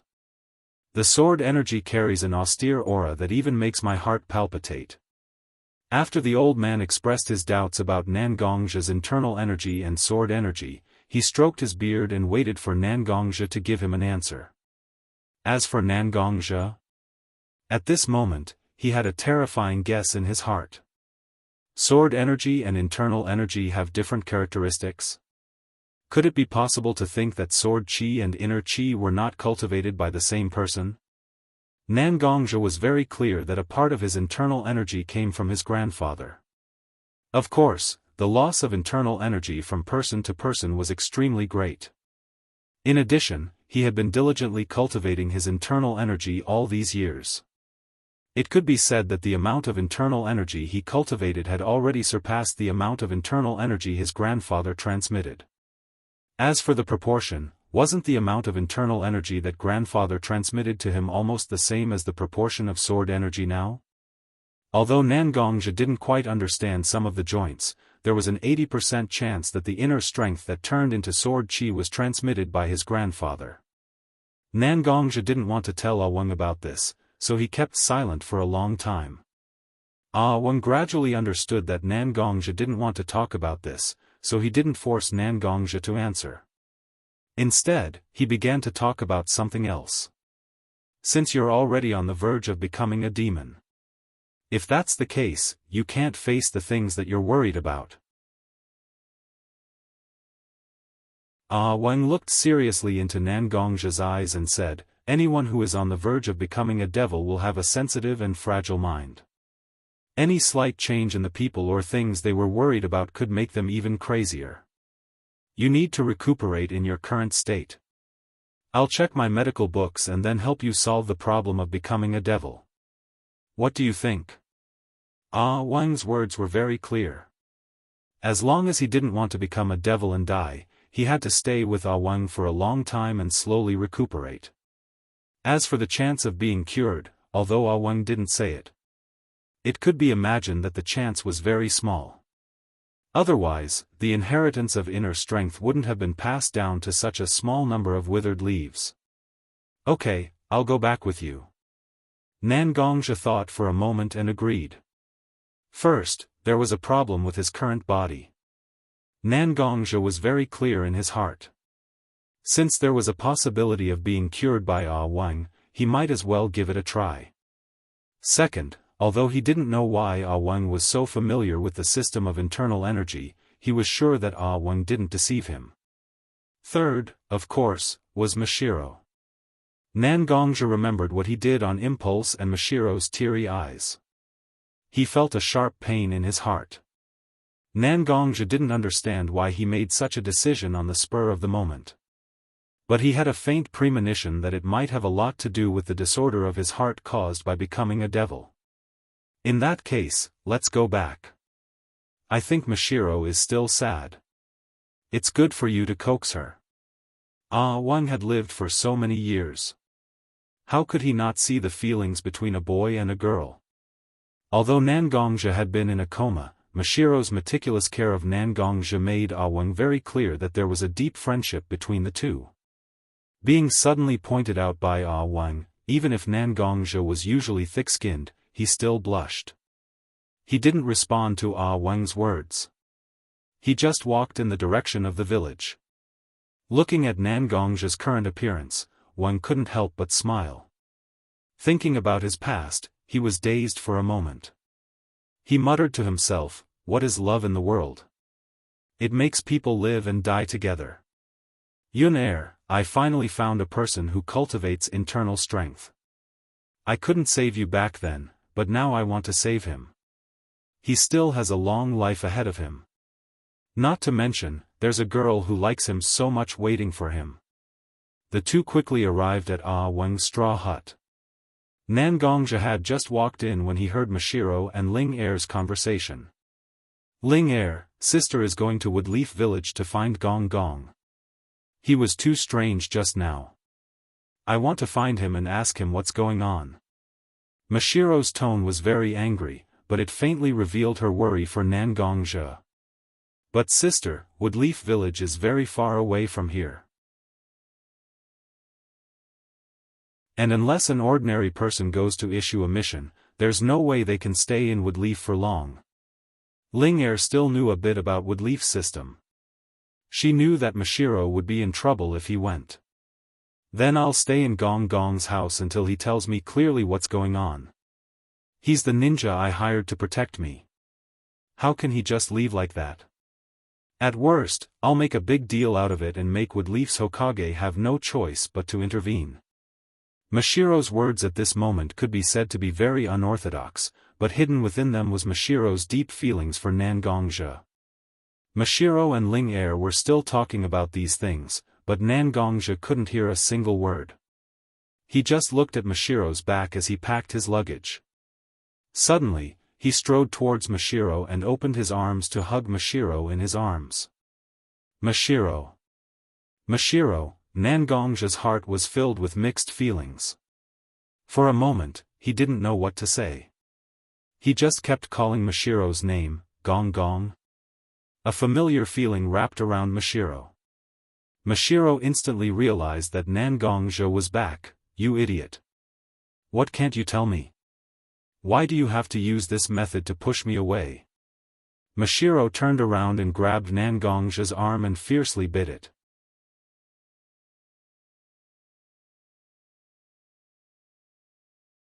Chapter 49. After a long while, Mashiro finally let out a sigh of relief. He carefully looked at the place where he had bitten, and then touched the mark he had left there with his hand. He muttered to himself, "Humph, you're lucky." When Nangongzhi heard this, he could only smile. Yes. It's good enough that you only bit me. If I were you, I would probably strangle myself to death." Mashiro looked at Nangongzhi's shameless appearance and didn't know what to say. However, he still opened his mouth after thinking about it. "What happened to you just now? It's too abnormal." Faced with Mashiro's question, Nangongzhi felt that he couldn't tell the truth about his situation. This was because it was too dangerous to be possessed by a demon. "There's a slight problem that affected my mental state. In addition, I thought of some anxious situations, so I went a little overboard. I'm sorry for being so rude to you." When Mashiro saw that Nangongzhi didn't intend to explain clearly, he knew that there was no point in pressing him. Who knows, he might even throw a tantrum and act shamelessly, so he didn't ask any further. One will heal you." Nangongzhi knew that Mashiro wasn't just talking about the injuries on his body, he was also talking about the mental problem that he mentioned just now. "I know. Don't worry, it's not a big problem." Nangongzhi patted Mashiro's head. Mashiro rubbed against Nangongzhi's embrace and broke free from Nangongzhi's embrace. He looked at the tattered bandages on Nangongzhi's body that he had torn, and there was still a little bit of ointment left inside. Mashiro was so angry that he raised his hand and gave Nangongzhi a chop. "You're really too much. I already applied the ointment for you, but you still pulled it like this. Really? You go to the room and wait. I'll go and get some ointment with Ling. I'll put it on for you again. Nangongja seemed to be in pain after being slapped by Mashiro. She arched her body and acted as if she was in pain. Now that you mention it, I do feel a bit of pain. Shameless. Mashiro rolled his eyes, then pushed open the door and walked out. Just you wait. After Mashiro walked out of the door, Nangongja sighed. His entire body relaxed. His forehead was covered with a thin layer of cold sweat. His limbs went limp, and he could only hurriedly use the black sword to prop himself up. Nangongja's injuries were actually quite serious. When Nangongja woke up, at least half of the wounds on his body had not healed. In addition, he had impulsively put on his clothes and walked out. The ups and downs of his mood, coupled with the fact that he had walked a considerable distance by himself. Even the wounds that were originally healed had relapsed. Along the way, Nangongja was subconsciously on guard and nervous because of Ah Wang's strength. So the severity of his injuries was not obvious. It was not until this moment that Nangongja could truly relax. Then he couldn't hold it anymore. This is really a bit too much. Nangongja could only tease himself with a bitter smile. Boy, that old man who called himself Ah Wang is not simple. Li Yang knew that there was no one around now, so she began to talk to Nangongja. Indeed. Ah Wang is a bit strange. Let's not talk about people cultivating inner strength. After so long, I haven't seen anyone recognize my cultivation system. Most people think that it's because I practice a secret technique. But in essence, internal force and chakra are extremely different. Nangongja also expressed his doubts. Because to be honest, internal force has really reached the edge of being lost in the ninja world. But in such a small place, he met such an old man who even knew a lot of secrets about internal force that he didn't know. Did he also practice internal force? Li Yang suddenly raised such a possibility. No, there is no internal force. I didn't notice any internal force in Ah Wang's body, not to mention internal force, I didn't even notice a little bit of internal force. At first, he quickly approached me, but now I think about it carefully. It's a skill that relies purely on physical force. As long as you practice hard, it's possible to do it. Nangongja said his own judgment. What this person said about being possessed by the devil, is it really such a dangerous thing? Although I have been in contact with people who practice internal force, I still don't know anything about such a secret. Li Yang has been paying attention to the conversation between Nangongja and Ah Wang. The so-called bedevilment was truly something that people had never heard of before. Possession of the devil does exist. Ruru once told me about it. But she didn't say clearly what it means to be possessed by the devil. The situation that Ah Wang told me, I also compared it to myself, and there is an 80% possibility that it is true. Nangongja can only speak his thoughts truthfully. The feeling of the body can't be faked. So, we can only put all our hope in the hands of this person who doesn't have much confidence. Li Yang suddenly felt a little. How to say it? She lost the sense of security of life. We have no choice. Nangongja could only choke out such a sentence in the end. Whether it's the devil or the sword energy, Nangongja is almost at the stage where he can use it, but he can't understand it at all. And Ah Wang, no matter how much he doesn't trust him. For life, for more possibilities, he can only rely on Ah Wang's character and medical skills. Nangongja and Li Yang's conversation ended. Li Yang fell asleep again, and Nangongja leaned on the bed, waiting for Mashiro to bring the medicine. Gong gong. Mashiro pushed the door and came in with some bandages and a large bowl of ointment. Take off your shirt, I'll apply the ointment for you. Okay. Nangongja heard Mashiro's words, agreed, and took off his shirt. With his back facing Mashiro, it was convenient for Mashiro to apply the ointment. Looking at the many scars on Nangongja's back, some were very new, and some seemed to be a bit old. Mashiro has seen it many times, even when applying the ointment, his hands have touched these scars more than once. But whether it was before or now, Mashiro would feel some sourness in his heart. These years, this boy who was only a little older than him. In the ninja's environment, which was almost full of killing and blood, Nangongja really suffered a lot. Even now, Nangongja still suffered such pain. These years, it's been hard on you. Mashiro said very softly, but Nangongja still heard it. He just shook his head. Some things, you just have to get used to it.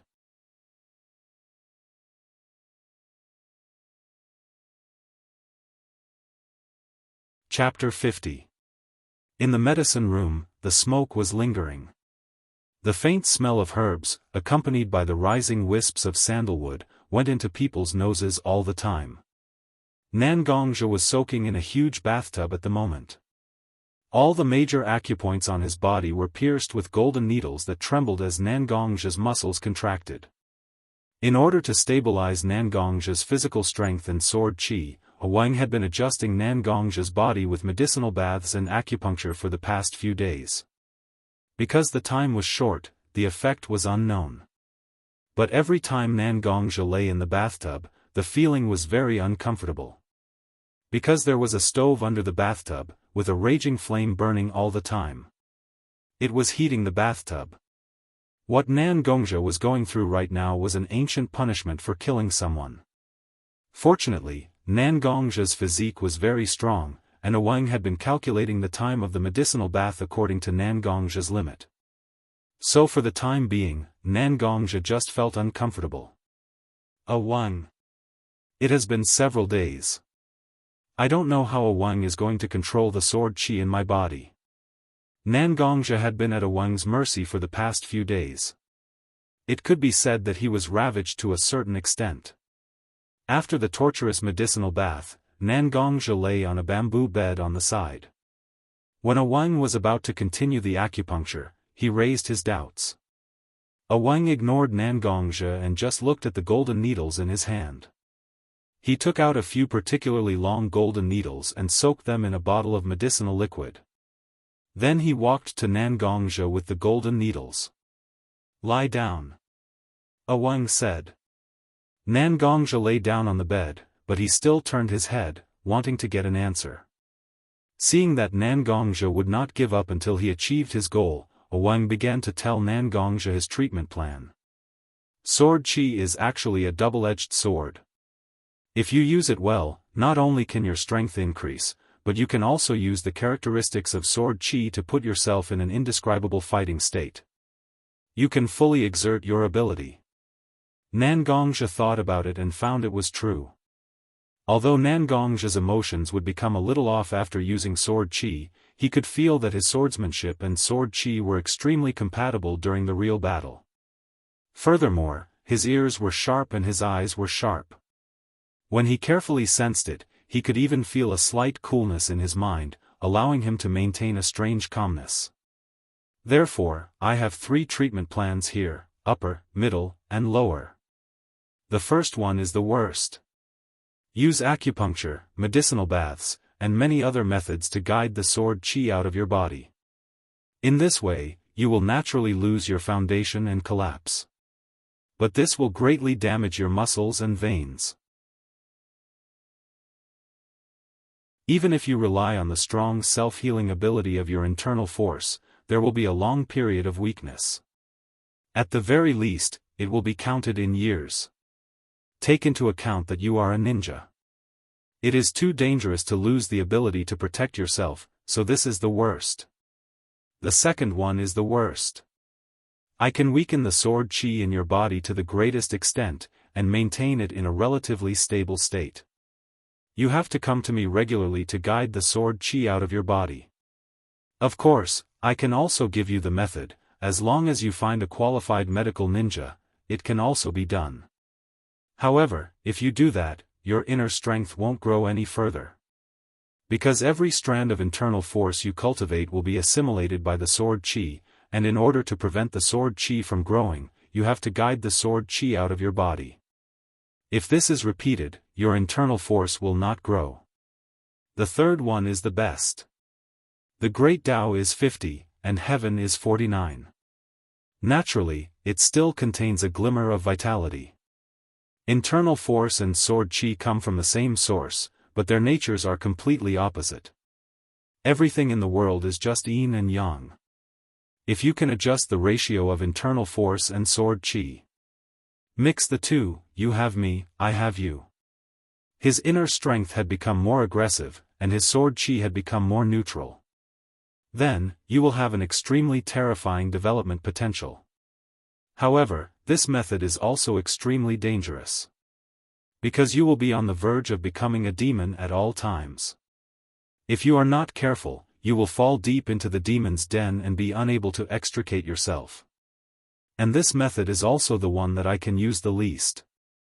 You can only rely on your feelings to reconcile the two. In your current form, your sword chi still needs to be transformed more. And more sword chi represents that you are closer to the abyss of becoming a demon. So, although I said that there are 3 strategies, the best, the middle, and the worst. But each method has its drawbacks. No one can have the best of both worlds. In fact, the premise of these methods has not been achieved. You still need to strengthen your body and spirit. Let your mastery of internal force and sword chi increase. Truly understand your power, and not only know half of it and can only apply it. What I can do is to guide you. The only one who can really cure you is yourself. Wang finished his long speech. But the amount of information contained in it made Nangongjia's head buzz. None of the 3 methods was actually a cure. The worst and middle strategies were only treating the symptoms and not the root cause. They temporarily alleviated the crisis of becoming a demon. But they did not really solve the problem of becoming a demon. Not to mention the best strategy, that was to gamble with one's life. To see if one could really reconcile the 2 forces. It sounded like it was just to maintain the balance between the 2. But how long has it been since ancient times? How long had the internal energy existed? Although there were no clear records, it must have been hundreds and thousands of years. During this long period of time, how could there not be many geniuses born? But the system of internal force was still declining. Even the important treatment method of becoming a demon was not passed down. That proved that the so-called best strategy was actually just an idealized theory. It was not certain whether it would work. So these 3 strategies. In terms of benefits, the best strategy was naturally the biggest. But in terms of safety, the worst strategy was the safest. There was a period of weakness in exchange for his life. It was not a loss. But Nangongja was now in the stage of adolescence. Years of recuperation was unbearable for Nangongja. A ninja without strength, could he still be a ninja? Moreover, before becoming a ninja, Nangongja was also a swordsman. A sword would rather break than bend. This kind of sharpness, was always hidden in the depths of Nangongja's heart. Nangongja's definition of himself was always a swordsman. There were some things that a ninja could do. But as a swordsman, Nangongja did not allow himself to do so.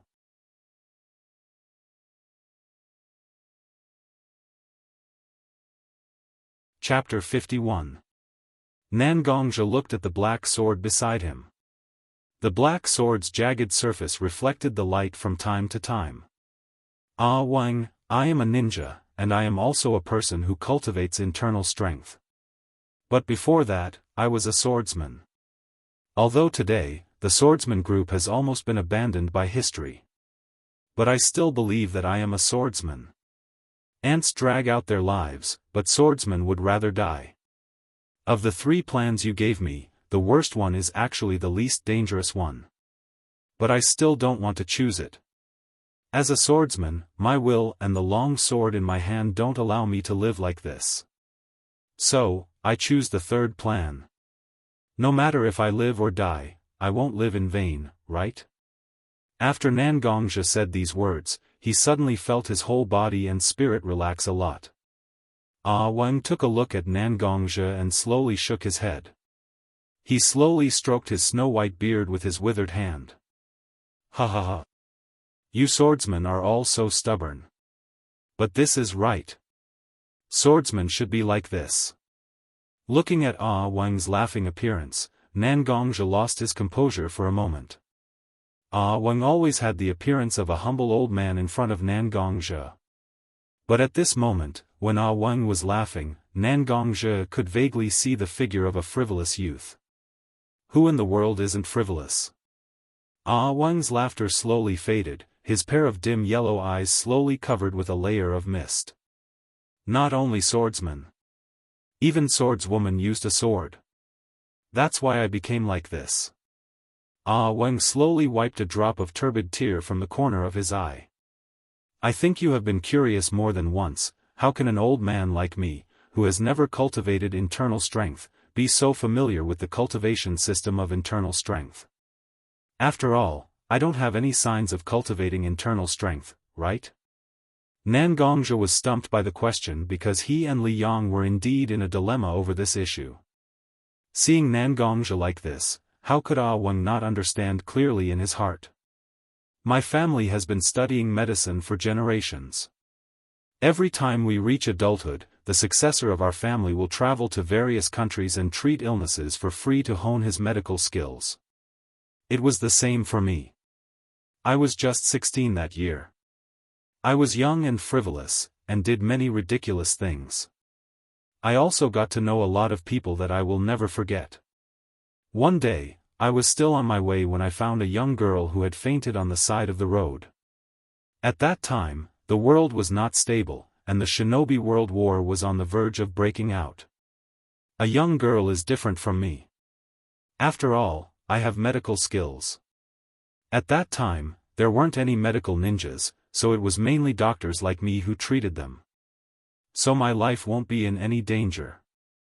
It was too dangerous for women in that era where demons danced wildly. So I went to her side and used first aid to save the young girl. So I took her with me. After a long time, she must have developed feelings for me. Her name is Yun. Like you, she is a cultivator of internal energy. But she is not the same as you, because her strength is very ordinary. The shinobi world was in turmoil, so we naturally encountered a lot of dangerous situations. I had no strength, so Yun taught me a set of body techniques in order to give me some strength to protect myself. It's the set you saw before. But that's because I didn't practice it well, and my ability to escape was just ordinary. So many times, Yun secretly began to use sword energy to protect the safety of the two of us. After a day of accumulation, the proportion of sword energy in Yun's body became heavier and heavier. When I noticed it, Yun was already possessed by the devil. At that time, Yun was extremely ruthless when dealing with the enemy. That kind of Yun was no longer the Yun I knew. Yun told me some things about internal energy and sword energy from time to time. So I relied on my family's golden needle tribulation method to seal the sword energy in Yun's body. So Yun's consciousness returned to normal. I told Yun that I could draw out all of her sword energy. In this way, I could save her. But Yun still refused. Yun was also a swordsman. Just like you, a stubborn and proud swordsman. You can abandon anything, but you are never willing to abandon your pride. After that, Yun was completely possessed by the devil. It was me, who personally sent Yun away. This is the pain of my life. That's why I wanted to help you when I saw you. In my life, I can't forget Yun. I thought, if I can save you. When I saw Yun in the underworld, I could tell her that the internal energy is not gone. The swordsman also did not disappear. Because I tried my best to save her junior. When Wang said the last part, the tears on his face couldn't stop flowing. But Wang seemed to be unaware, just blindly indulging in his story and feelings. Who doesn't hurt in the world? How could everyone not have some sorrowful feelings? Just like Wang and Yun's past. Just like Nangongzhe and Mashiro now. Even, just like Nangongzhe and Nangongrou's feelings. After a long time, Wang finally broke free from his sad mood. Young man. I've made a fool of myself. Wang's old face showed a free and easy smile. These old things have been buried in my heart for a long time. Suddenly saying it out loud made me forget myself to this extent. But, it's fortunate. I met you. If you can live, I have one less regret. Looking at Wang, Nangongzhe suddenly felt a sense of emotion lingering in his heart.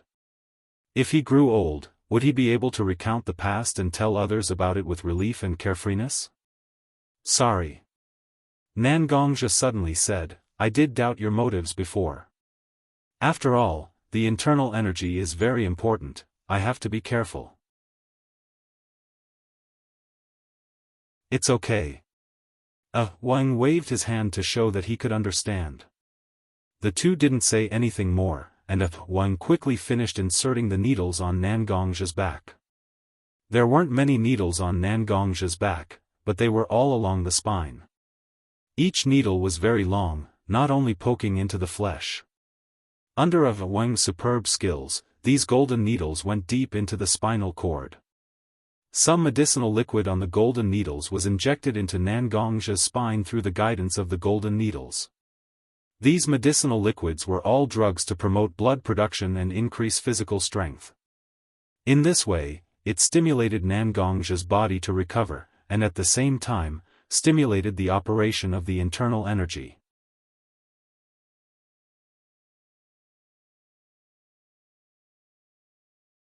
Chapter 52. In this way, Nangongzhe spent every day in the medicinal bath and acupuncture treatment. Slowly, the effects of the medicine came into play. Nangongzhe's physical fitness began to improve steadily. Not only strength, but also flexibility, cell activity, and other indicators began to rise. Originally, Nangongzhe mainly relied on brute force to defeat 10 people. At the same time, he also used some speed-type sword techniques. However, the skill-based sword skills had always been a shortcoming for Nangongzhe. Because Nangongzhe did not start practicing from a young age. At the age of 11 or 12, although his muscles and bones were not completely shaped, he was still not as flexible as those who started practicing since childhood. The medicinal bath prepared by Wang and the medicinal liquid on the golden needles during acupuncture had greatly stimulated Nangongzhe's tendons, meridians, and bones that had already been shaped. It made up for Nangongzhe's original shortcomings. Moreover, Wang seemed to have developed a prescription to balance his internal strength and sword energy. In the past few days, Nangongzhe's internal strength and sword energy had reached a balance. Without using internal strength and sword energy, Nangongzhe's signs of being possessed by the devil had stabilized after using the medicinal bath. Young man. In the past few days, your physical condition has generally stabilized, right? Wang asked after removing the needles from Nangongzhe. Thanks to Wang's tireless efforts in recuperating my body these days, I am indeed much better.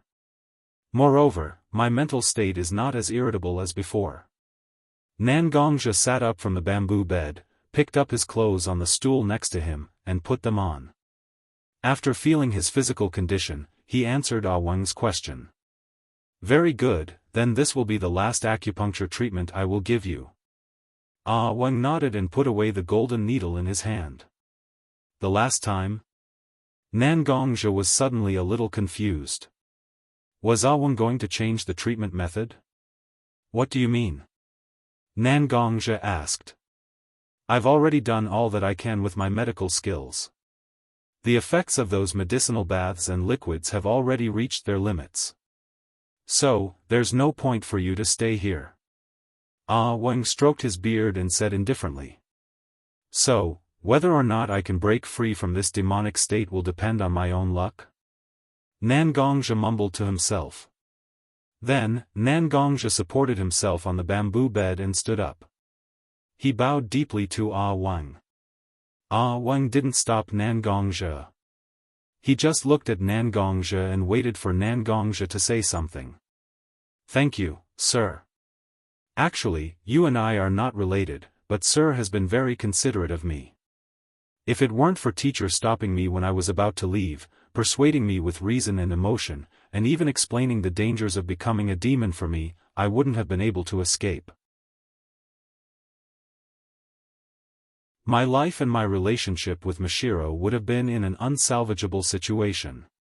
Looking at Nangongzhi's current state, Wang didn't say anything. But his eyes were filled with emotions. If Yun didn't die early, perhaps Ah Wang would have his own children. Presumably, he would have a grandson as old as Nangongzhi, right? Young man, actually, I have a presumptuous request. After hesitating for a long time, Wang finally opened his mouth. You're my savior. If you need any help, I'll naturally help. There's no need to say any presumptuous request. Nangongzhi heard Ah Wang's words and quickly agreed. I've been studying medicine all my life, so I've long been open to life and death. Life and death is just a way of living, and I'm not that stubborn. But, after all, I'm still living in this world, and there are some things that I can't let go of. Ah Wang turned around and opened a window in the medicine hut. In the courtyard, Mashiro was playing with Ling Er. Nangongzhi followed Ah Wang's line of sight and saw Ling Er. You're saying? Nangongzhi already had some guesses in his heart. That's right. Actually, my time is almost up. At most, I can only struggle at death's door for 1 or 2 years. Although he was clearly talking about his own life and death, Ah Wang didn't seem to be the least bit strange. Instead, it was as if he was talking about someone else's matter. So, you hope that I can take care of Ling Er? Nangongzhi roughly guessed Ah Wang's meaning. Ling and I don't have any blood relations. Back then, I came to this village to practice medicine. There's a huge outbreak of plague here. 9 out of 10 houses are empty, and many people have died. The rest of the people also ran away. When I passed by, I wanted to collect some samples to study the characteristics of this plague. I wanted to use my medical skills to eliminate the source of the plague and make this place habitable again. However, when I walked to the door of Ling Er's old house, I heard a burst of baby crying. Ling Er's house wasn't in the densely populated part of the village. Instead, it was a bit remote. So when the people in the village fled, they didn't find that there was a baby in this house. So I brought Ling Er out. I don't know what her real name is. But I saw a string of bells on her hand, so I called her Ling Er. Over the years, Ling Er is really like my granddaughter. But the ninja world has always been turbulent. When I was still here, the people of various countries would give me a little face. Plus, the strategic value of this village is not great, so Ling can have a relatively safe living environment. But if I leave, I'm really worried about Ling Er's safety. You're a woodleaf ninja, and your strength is also very outstanding. I hope I can entrust Ling Er to you and let you take good care of her. When talking about his own life and death, Wang was very indifferent, but when he talked about his concern for Ling Er, his love overflowed. The love and care in each of his fists was truly touching. You can rest assured that Ling Er is your granddaughter. These days, whether it's me or Mashiro, we've been infected by Ling Er's naive kindness, and we treat her as our own sister. Even without your entrustment, we will do our best to protect Ling Er. When Wang heard Nangongzhi's words, his whole person seemed to have been relieved of a heavy burden, and relaxed a lot. With your words, I'm relieved. These years, Ling has accompanied me to treat patients, and can be regarded as a beginner in medical skills. I'll tidy up the books and entrust them to Ling. It can be regarded as a continuation of our lineage. Let Ling also have some skills to eat. After that, Wang ignored Nan Gongzhe. He turned around and began to rummage through the boxes and cabinets to organize the medical books. It was such an ordinary scene, but Nan Gongzhe didn't know why his heart ached.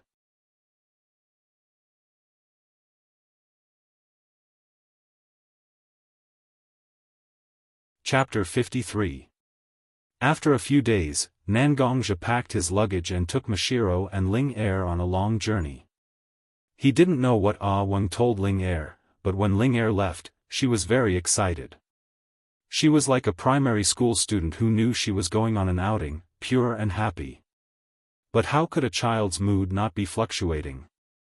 When Nan Gongzhe and the others walked for about half a day, it was already close to noon. They stopped and prepared to cook. At the same time, they were brewing a medicinal soup for Nan Gongzhe to maintain the balance of his internal energy.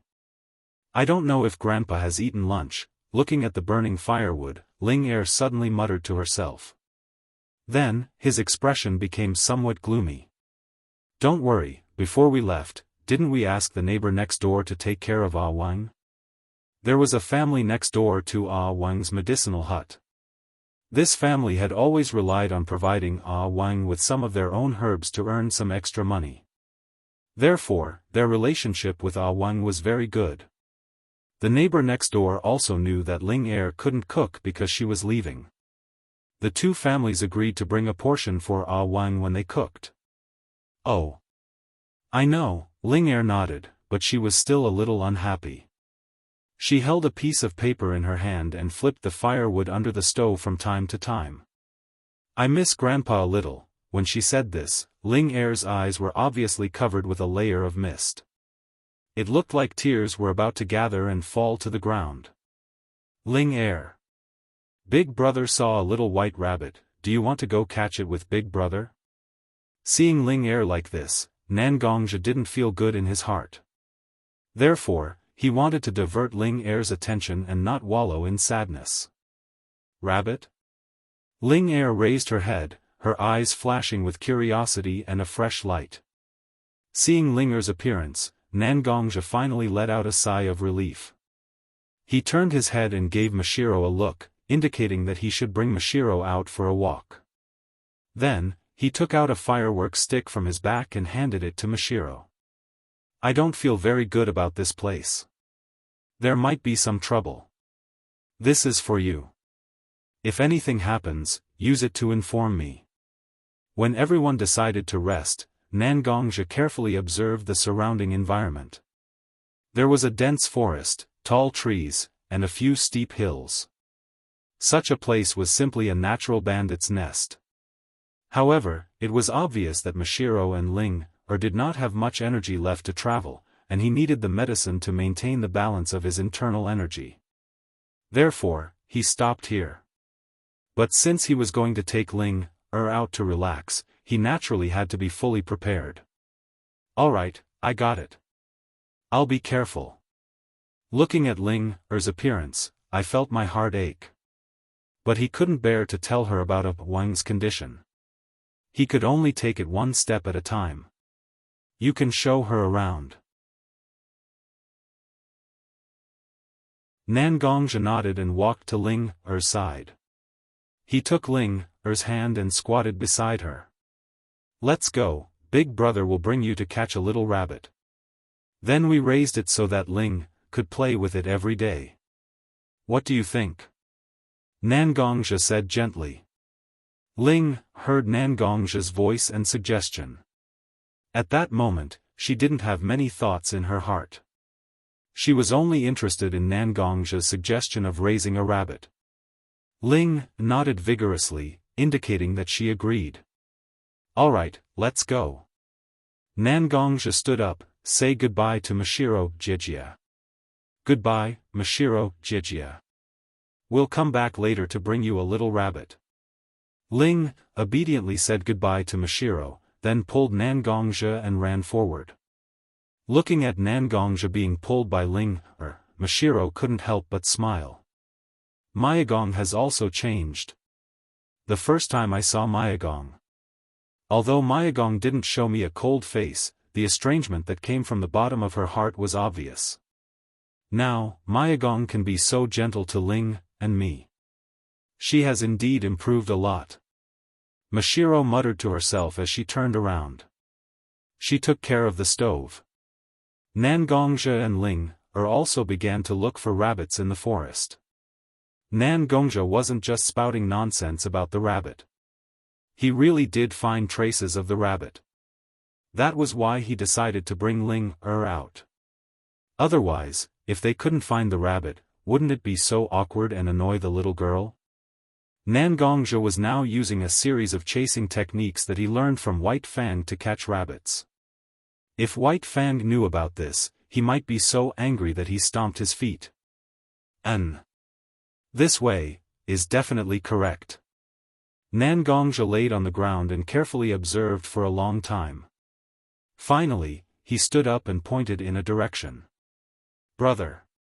Ling rolled her eyes and looked at Nangongzhe. This is the 11th time you changed directions. Nangongzhe was a little embarrassed by Ling's stare. He quickly patted his chest and said, "Don't worry, it's definitely correct this time. In less than 3 minutes, we will definitely find it." At this moment, the sound of animals stepping on the ground suddenly came from the surroundings. A rabbit scurried out in an instant, leaving behind only its back and disappearing. The direction it disappeared in was the opposite of where Nangongzhe pointed. Ling looked at Nangongzhe with a face full of disappointment. Then, he chased after the rabbit that had just scurried out. Ling, slow down. The terrain here is complicated. Don't run too fast. Nangongzhe chased behind Ling and shouted loudly. The rabbit was frightened and ran even faster. As for Ling now that she was focused on catching the rabbit, how could she have the time to care about what Nangongzhe said? The two of them chased the rabbit further and further away. Suddenly, Nangongzhe's nose twitched a few times. This smell, it was blood. Moreover, it was not just the blood of a few people. At least 40 to 50 people had been killed to create such a strong stench. Nangongzhe suddenly sped up and hugged Ling in his arms. He covered Ling's mouth to prevent her from making a sound. Ling, don't talk, listen to me. Nangongzhe put his mouth close to Ling's ear and said in a very soft but clear voice. Ling nodded and Nangongzhe let go of Ling. A lot of people died in front, at least 40 to 50 people. I can already smell the blood. This place is very dangerous now. So I will send you to Mashiro's sister first. You stay with Mashiro's sister. Then I will go and check. After saying that, Nangongzhe carried Ling. They quickly returned to Mashiro's place. Mashiro, a lot of people died in this area. I will go and take a look.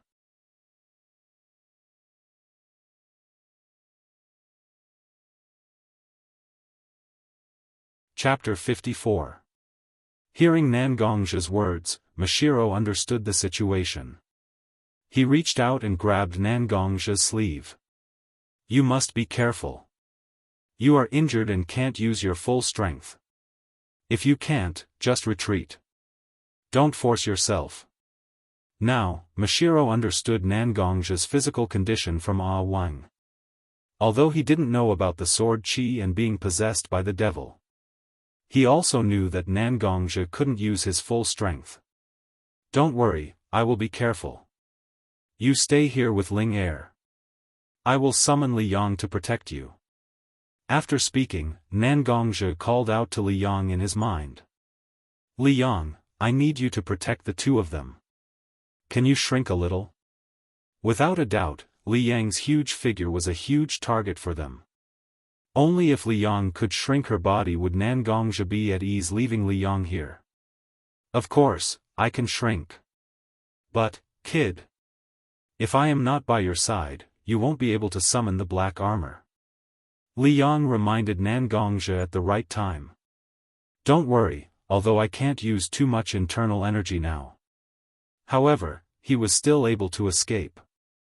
What I am afraid of now is that someone will take the opportunity to come here after I leave. They will be a threat to Ling Er and Mashiro. You stay here for now. Nangongzhi stretched out his finger and bit a small wound. Blood seeped out. Nangongzhi pressed his finger on the lion's head seal on his shoulder. Li Yang, come out. The lion's head seal's blood-red light covered Nangongzhi's entire palm. Nangongzhi pressed his palm on the ground. A blood-red array instantly covered the ground under his palm. Roar! A small but arrogant sound came from the array created by Nangongzhi. Little girl, this is the second time we've talked. Li Yang, who was summoned by Nangongzhi, raised her head and looked at Mashiro. She looked at Mashiro with a dignified expression. Mashiro was stunned, but after a short while, Mashiro came back to his senses. Opening his arms, he hugged Li Yang in his arms and rubbed his face against her. What a cute little poodle. It's even black. In an instant, Li Yang's entire body went Sparta. I'm a lion. Lion. Li Yang was in Mashiro's embrace and was pressed down by Mashiro's large breasts. He shouted intermittently that he was a lion. Ling Er, who was standing at the side, saw Li Yang's appearance and her eyes sparkled. Big brother, this puppy is so cute. Can I hug it? And this puppy can even talk. Li Yang did not refute this time, because at this moment, Li Yang was already rolling her eyes because of Mashiro's large breasts. Okay, Mashiro. Put Li Yang down. Look, it can't even breathe. Under Nangongzhi's persuasion, Mashiro finally let go of Li Yang. At this moment, Nangongzhi finally had the time to properly observe Li Yang's current appearance. It still had black fur and a golden mane. However, the mane had become very short, and Li Yang's size had also become that of an ordinary poodle. The golden flames on its tail and limbs had been retracted by Li Yang. Looking at it now, it really did look like a dog. Li Yang, seriously. You really do look like a dog right now. Nangongzhi looked at it and finally squeezed out this sentence. Li Yang, who was lying on the ground and gasping for breath, heard Nangongzhi's words and instantly exploded. It looked at Nangongzhi and bared its teeth. Isn't it because you wanted me to become smaller? The only way I can become smaller is to seal all the strength in my body and turn into a child. But no matter what, I am still a lion. A lion. Not a poodle. You are insulting my pride as a lion. Li Yang shouted with all its might. However, it still looked like it was trying to cover up something. Nangongzhi did not want to continue this topic with Li Yang for too long. After all, there was still a matter that involved dozens of lives waiting for him to investigate. Therefore, he said to Mashiro, I'll leave Li Yang to you guys. He is my spiritual beast. Although he looks like this now, he is still very reliable. If anything happens, he will protect you guys. And I will be back. Hearing Nangongzhi's words, Mashiro nodded, indicating that it was fine. Therefore, Nangongzhi ran toward the source of the smell of blood. Of course, after a few steps, he heard Li Yang scream. Nangongzhi did not care about this matter. Anyway, with Li Yang's current appearance, it would be strange if Mashiro and Ling Er let him go. Soon, Nangongzhi relied on his physical fitness and the light body technique he learned from Ah Wang to quickly find the source of the smell of blood. Nangongzhi stood on a wide branch, holding the trunk with his hand. Looking at the scene in front of him, he felt a little uncomfortable. After all, Nangongzhi was a person who had experienced the Shinobi World War. What kind of killing scene has he not seen? However, the scene in front of him was so bloody that it was hard to accept. On an open space of nearly 200 square meters. It was covered with broken arms and limbs. One by one, the severed arms and legs were placed in a pattern. It formed a huge formation. The body of a person who was cut into a stick was placed in the middle of the formation. It was like a jindo. Whether it was the severed arms and legs or the body of a stick, they were still very fresh and bleeding. The blood that was constantly flowing out gathered on the ground and flowed along the pattern of the severed arms and legs. It left a deep bloody mark on the ground. Nangongzhi finally understood why he smelled the strong smell of blood. This was deliberately done by the person who created this scene. They relied on the blood of these dead people to draw this formation. This formation. Why do I feel like I have seen it before? Nangongzhi suddenly felt that the formation he saw was somewhat familiar. It's similar to the cult totem that I saw in the cult extermination mission that I participated in. Nangongzhi suddenly remembered. When he was besieging the cult members were all fearless and rushed toward the wood-leaf ninjas who were besieging him. He kept shouting for the protection of the Lord Evil God, saying that he would definitely become immortal. Then, they threw themselves in front of a group of ninjas and desperately wanted to bite off a piece of flesh from the wood-leaf ninjas. Evil God cult? Nangongzhi muttered. Then, he jumped into the blood formation and walked to the center of the formation. This jindo wasn't a traditional jindo. Instead, it was a bit like a well, empty in the middle. Nangongzhi stood on the edge of the well and looked at the bottom of the hollow part.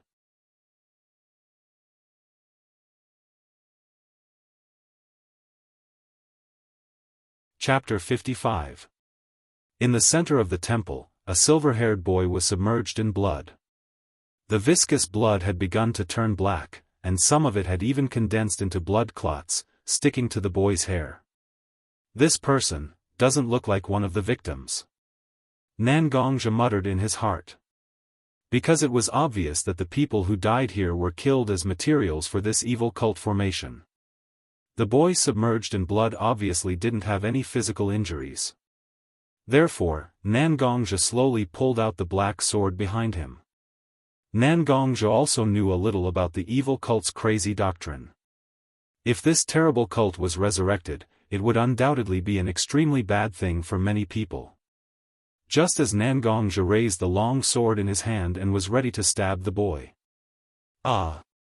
The silver-haired boy submerged in blood suddenly screamed, and his whole body jumped out of the blood pool. Finally, the black-clothed youth landed on the edge of Jingguan Temple amidst the rain of blood that splashed in all directions from Diandian's jump.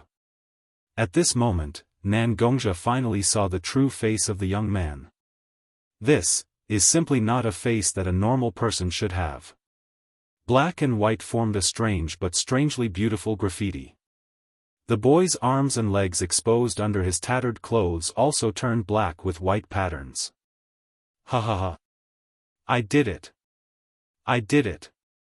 The boy laughed madly, and his eyes were filled with tears because of the laughter, mixed with the blood clots that slipped from his hair and crossed the boy's strange face. Evil God Sama really exists.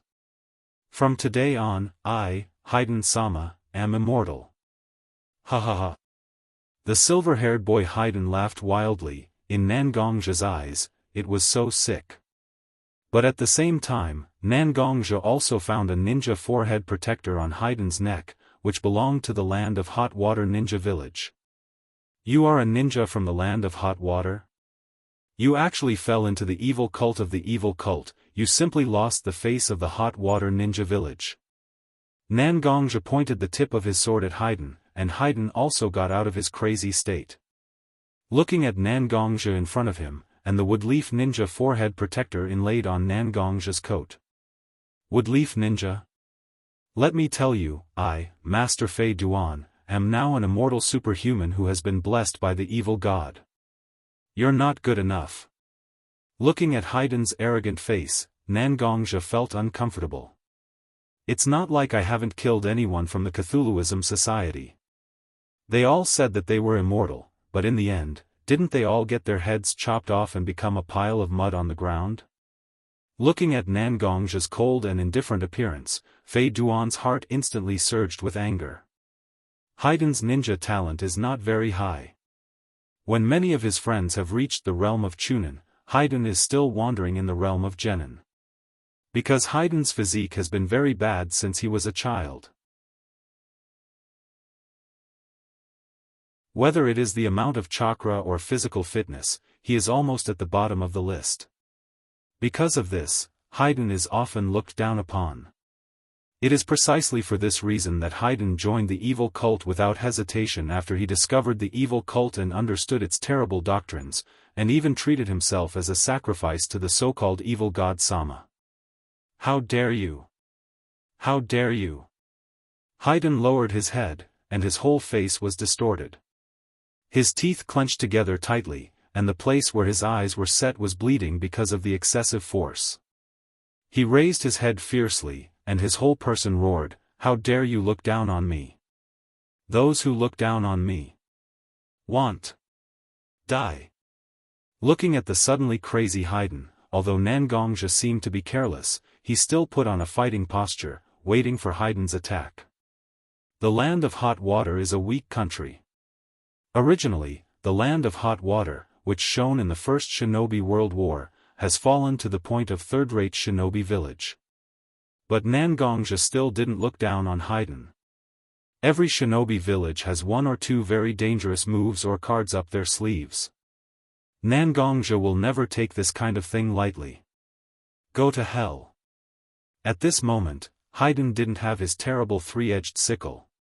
So he just grabbed a standard kunai and rushed forward to fight Nangongja. At first, Nangongja also held back a little. He was ready to test Haiden's strength. But slowly, Nangongja found something wrong. It's not that Haiden is strong, but that Haiden is too weak. In the shinobi world, ninjas around 20 years old like Haiden have almost no comprehensive strength lower than a chunin. Most of the ninjas who can be sent out to perform missions alone are chunin. The strength shown by Haiden now is obviously at the genin level. And since Haiden didn't use a wave of ninjutsu before the fight like ordinary ninjas, then it proves that Haiden's ninjutsu level is not good. A ninja with not good ninjutsu, ordinary taijutsu, unknown genjutsu, and not strong spiritual power. What kind of shinobi village would let such a ninja come out of the village and lose face? Nangongja looked at the sloppy flying Duan and really couldn't bring himself to fight. He increased the strength of his hands. The complicated fatal 13 swords, under Nangongja's accelerated wave, was like a gorgeous firework, exuding its own deadly and beautiful brilliance. Haiden faced Nangongja's accelerated swordsmanship and increased strength, but he was somewhat dwarfed in an instant. The kunai in his hand almost fell out of his hand under the huge force. You will die here, you remnant of the Cthulhuism society. You will rot here with these people who were killed by you, and turn into a handful of yellow earth. After finding an opening, Nangongja exerted force with his feet and charged forward. The black sword pierced straight into Haiden's eyebrows. Yellow and white liquid seeped out along some uneven places on the black sword. Nangongja exerted force in his hand and pulled the black sword out of Fei Duan's head. Looking at the filth on the black sword, he frowned. He shook the black sword hard to get rid of all the filth on it, and slowly inserted the black sword into the scabbard on his back. Now that I have figured out what is going on, and I have solved this remnant of the Cthulhuism society, let's go back and find Mashiro and Ling. Nangongja just lifted his foot and was about to leave. Suddenly he heard the sound of a hidden weapon breaking through the air from his side. He quickly turned sideways and avoided the hidden weapon fired at him. The moment he turned around, Nangongja opened his eyes wide. How is it possible?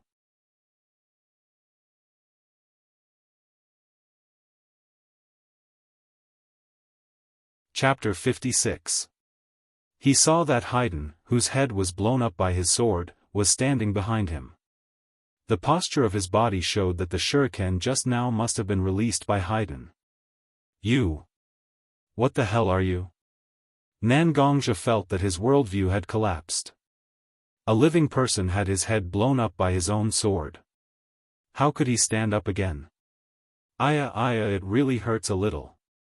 Haydn stretched out his blood-stained hand and touched the yellowish-white brain matter that was flowing out of his forehead. His face was filled with 30% pain and 70% ridicule.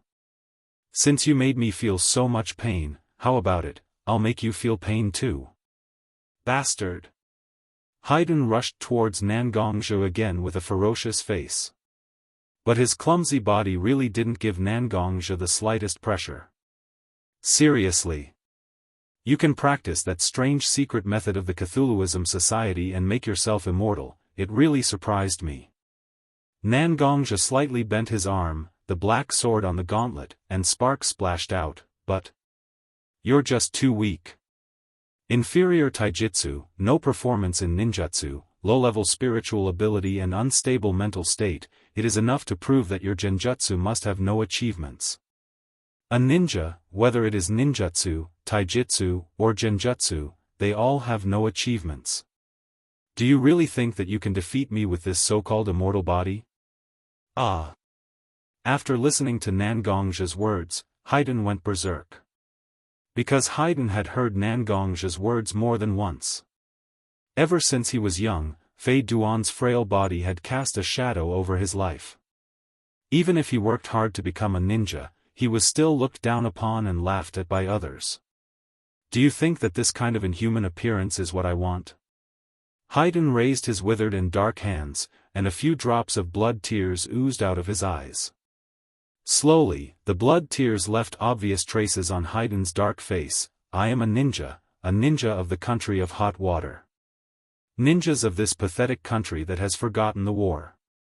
I have been working hard all my life to become someone who can once again establish the backbone of my country, let it prosper again, and be valued by the entire ninja world just like during the First World War. But I didn't do it. It's because of this frail body of mine that I no longer have the slightest chance to fulfill my wish. Is the Cthulhuism Society's item useful or not? I think you, the person who exterminated this religion, have the right to speak. However, I spent nearly 10 years researching it. Just because it gave me a faint glimmer of hope to realize my dream. Lord Cthulhu has blessed me. From now on, I will never die. I am the evil god. The evil god is me. I will turn those who look down on me into blood sacrifices for the evil god. Let each and every one of them get the ending they deserved. Become the source of my strength. The people on the ground are none other than the people from my village. I gave them a kind of poison that weakens their limbs and knocked them out. Then, one by one, they were turned into human sticks. Although their limbs were weak, but the pain was still there.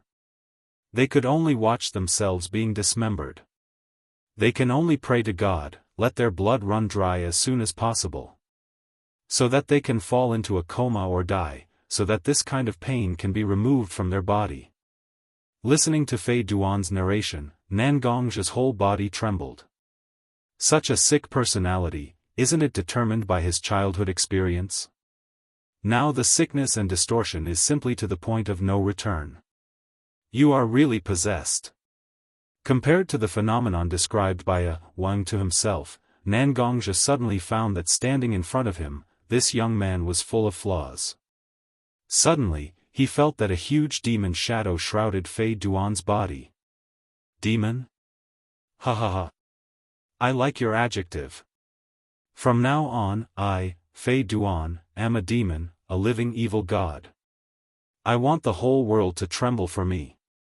The late-stage Chunibu patient, Fei Duan, is officially online.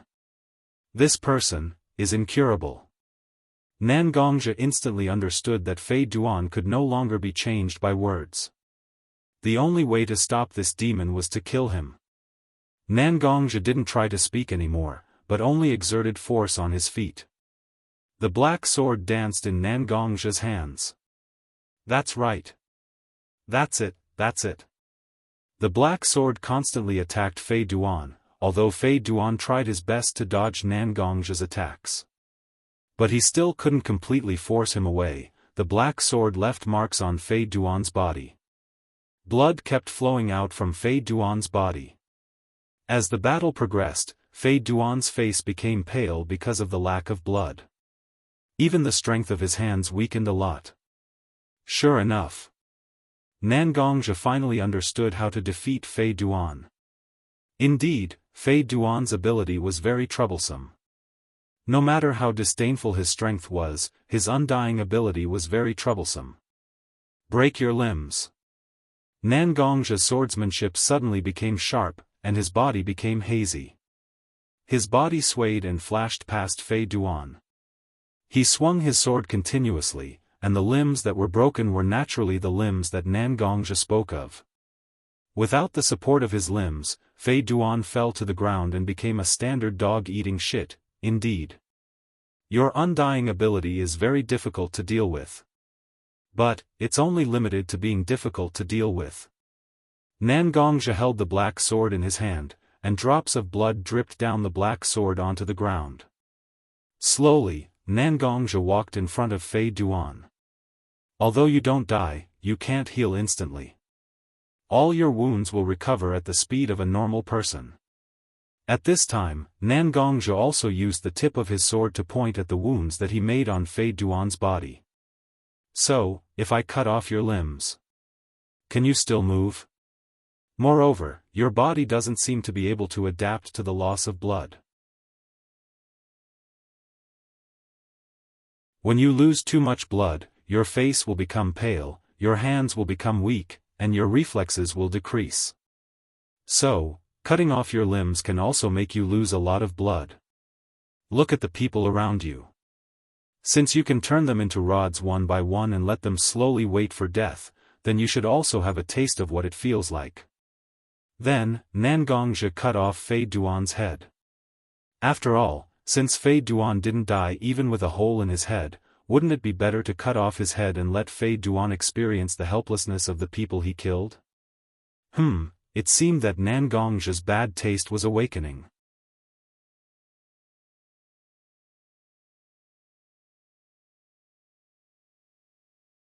Chapter 57. Nangongja left just like that. Only Fei Duan, who had been dismantled into several parts, was left on the ground. Blood kept flowing out from Fei Duan's body and limbs. But, wasn't the amount of blood flowing out a bit too much? Because at this moment, the blood flowing out of Fei Duan was almost twice the amount of a normal person. On the ground, Fei Duan's blood gathered into a small blood pool. At this time, on a big tree near Fei Duan, a huge pitcher plant strangely emerged from the trunk. The pitcher plant suddenly opened, revealing Ju's half-black and half-white face. After Ju's entire body came out, Ju walked to Fei Duan's head in the pool of blood. He stretched out his foot and kicked Fei Duan's head, making Fei Duan's face. Okay, don't pretend to be dead. Nangongja, that kid has already left. The voice was a bit teasing, it was White Zetsu talking. At this moment, Fei Duan, who was lying on the ground with a pale and bloodless face, suddenly had a lively look in his eyes. Seeing that it was Ju standing in front of him, his whole body seemed to relax. I thought who it was. It turned out to be you. Hurry up and put it together, otherwise, you really might not be able to withstand it. Looking at Fei Duan on the ground, Ju was speechless. He didn't think that there was an existence in this world that made people more speechless than White Zetsu. He raised his right hand, thin branches stretched out from his wide sleeves. The branches were like silk threads, connecting Fei Duan's limbs, head, and body that had been cut off. I can only help you put the body together temporarily. In the future, when you team up with your partner, he will be able to help you recover better. The voice was a bit calm. It was obviously Black Zetsu talking. Why are you so sure that I will definitely join your organization? Fei Duan seemed to have recovered a lot at this time, sitting on the ground like a little hooligan. it was clear that he wanted to ask for a sky-high price and ask for more benefits for himself. If it weren't for the information we provided, you wouldn't have been able to perfect your immortality technique. Since you fought with Nan Gongzhi, you should be able to see how big the gap is between you and the high-level combat power of the major ninja villages. We'll give you more secret techniques that suit your abilities. He spoke with fervor and assurance, giving off a déjà vu of a multi-level marketing organization. Fei Duan thought about how he had been beaten up by Nan Gongzhi, and a nameless fire burned in his heart. He had actually fallen to the point where he had to rely on his own ability to play dead. This was the only way to escape Nan Gongzhi's death threat. Nan Gongzhi discovered that Fei Dan's various weaknesses, such as slow recovery and insufficient blood supply, were actually all deliberately displayed by Fei Dan. Although at that time, Fei Duan's mental state was not very calm. However, under the threat of death, he had no choice but to think of a way to survive. This was the real ninja's thinking. As long as he could survive, as long as he could complete the task, even if he had to lose his so-called pride and dignity, it didn't matter. Compared to Nan Gongzhi, Fei Duan was more like a qualified ninja. A secret technique that suits me more? Well, anyway, I've killed so many residents of the land of hot water, and there's no way out. There's nothing wrong with going to your so-called Akatsuki organization. Obviously, Fei Duan was tempted by Ju's words. Very well, then from today on, you are a member of our Akatsuki organization. Ju suddenly waved his hand, and a huge plant grew out from his side. The huge bud quickly opened, and a robe and a ring lay quietly in the stamen. From today on, you are Santai of the Akatsuki organization.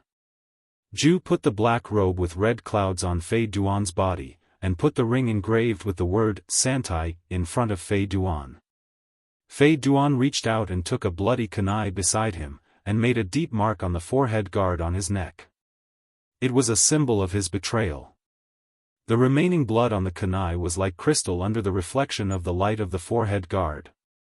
Fei Duan stood up silently, and a big smile appeared on his face, but a slight wetness still lingered in his eyes.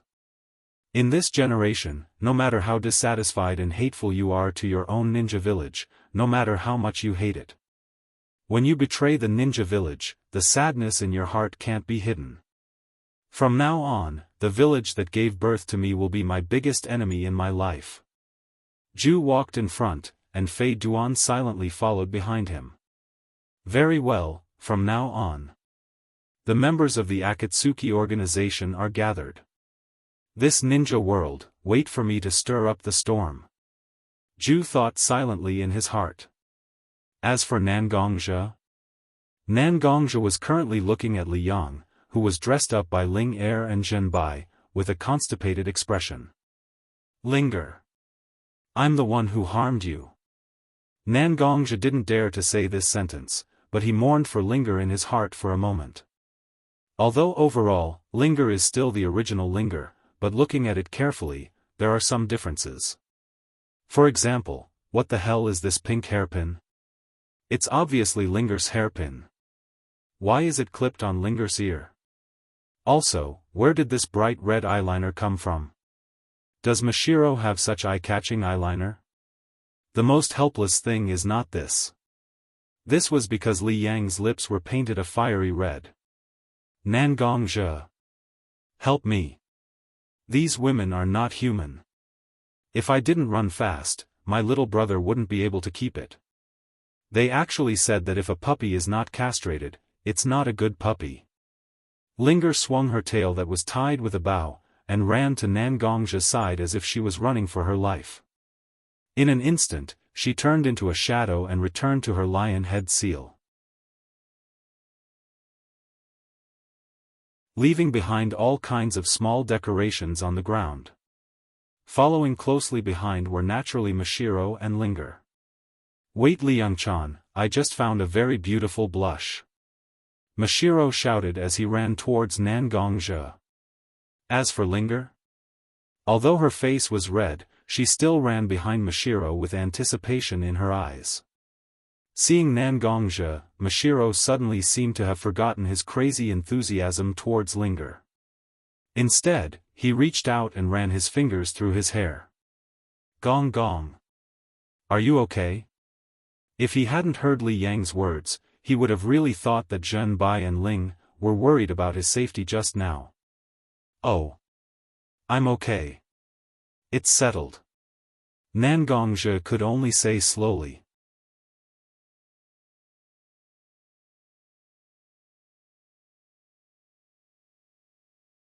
Chapter 58. What did you guys do to Li Yang? Nangongzhe wanted to talk about Li Yang's appearance, but he was interrupted by Mashiro before he could finish his sentence. Listen to me, Miyagi. We were bored waiting for you, so we found a lot of wild vegetables. Since you said that there is no danger, why don't we make a pot of soup? Mashiro said as she grabbed Nangongzhe's arm. She pulled Nangongzhe to where she was just now. There was no other way. Mashiro obviously didn't want to talk to him about abusing Li Yang, so Nangongzhe could only ignore Li Yang's wailing. He followed Mashiro to his own campsite. Looking at Mashiro and Ling busy making soup, Nangongzhe felt that he couldn't help much. Therefore, he sat down under a tree and started talking to Li Yang. Li Yang, I found the remnants of the Cthulhuism Society at the place where I went to investigate. Because Nangongzhe had doubts about whether Haydn could successfully complete the secret technique of the Cthulhuism Society, he wanted to know Li Yang's thoughts. When Li Yang heard Nangongzhe's words, he stopped wailing. Instead, he was slightly stunned. Is it the current Cthulhuism Society, or the past Cthulhuism Society? Li Yang suddenly asked such a strange question. Does the Cthulhuism Society have a past? Nangongzhe heard Li Yang's words and felt strange. Because when Nangongzhe destroyed the Cthulhuism Society, he also saw some information about the Cthulhuism Society.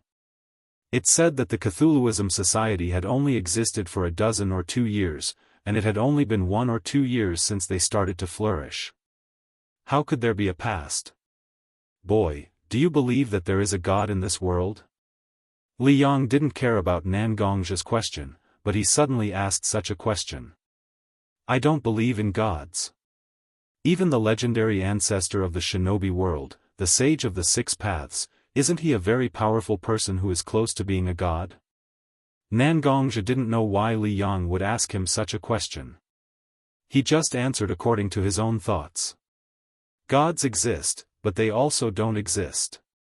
Because God is different from the omniscient and omnipotent existence that you know. The gods that existed in this world were more like the embodiment of the world's rules. Time, space, death, life. They were the basic elements that made up the entire world. The embodiment of these 4 elements is the so-called God. Li Yang briefly explained some information about this world to Nangongzhe. So, you're saying that the evil God really exists? Nangongzhe said tentatively. That's right. Under the 4 main gods, there are countless lesser gods. The evil god is one of the minor gods under death. And the so-called Cthulhuism Society now was actually developed by a group of people who discovered some ancient books left behind by the Cthulhuism Society. But a lot of the key information has been lost. So, the so-called Cthulhuism Society that you annihilated was just a group of pitiful people who became a group of fanatics under the name of the Cthulhuism Society. Even if Nangongzhe couldn't see Li Yang's face, he still felt that Li Yang must be shaking her head and sighing. Then the person I saw, where did he get the secret techniques of the ancient Cthulhuism Society? Nangongzhe was a little puzzled. This is also what I don't understand. Logically speaking, there are only a few inheritances that can be passed down from ancient times. But there are only a few of them. And they are all relatively decent forces. Logically speaking, they can't come into contact with such a deep secret technique of the Cthulhuism Society. Li Yang pondered, but for a long time, she still couldn't come up with a more convincing answer. But, if the person you said called Haydn really got some inheritance of the ancient Cthulhuism Society, then he wouldn't have the flaw of excessive blood loss and slow recovery. In ancient times, the Cthulhuism Society was a group of guys who made people very uncomfortable. Their recovery is extremely strong, and there is no option of being killed, and it seems that there are a lot of secret techniques that can make their opponents die unknowingly. Nangongzhi was surprised. You mean, Haydn didn't die? That's probably the case. Such a difficult guy didn't die. I don't know how many more disasters will happen because of this in the future. Anyway, we are about to go to the land of hot water. I will go to the hot water village on the way and tell some information about Haydn to the higher-ups there. Although Haydn doesn't bring much pressure to me now, most of the reason is that he has just completed the transformation of his body. There is still a lot of room for improvement that hasn't been explored. When he can fully exert his strangeness, it can be said that he is a difficult character to deal with. Nangongzhi actually recalled Haydn's ability at this moment, and he was still a little scared. Even if this strange ability hasn't been explored deeply, it is still a great advantage when fighting against ordinary ninjas. If it wasn't for the fact that he didn't completely relax after the headshot, he would have received a lot of damage from the shuriken no matter how hard he tried to dodge it. What are you doing? The meal is ready. Don't we have to hurry? Come and eat. Seeing Nangongzhi sitting under the tree in a daze, Mashiro took a spatula and hit Nangongzhi's head.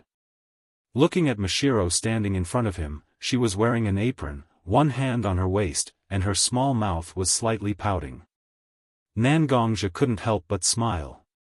Hey hey hey. Why are you suddenly smiling like this? It's disgusting. Although she said it was disgusting, Nangongzhi still saw Mashiro's slightly red cheeks. Okay. Let's go eat. Nangongzhi stood up and patted the dust and withered grass on his body.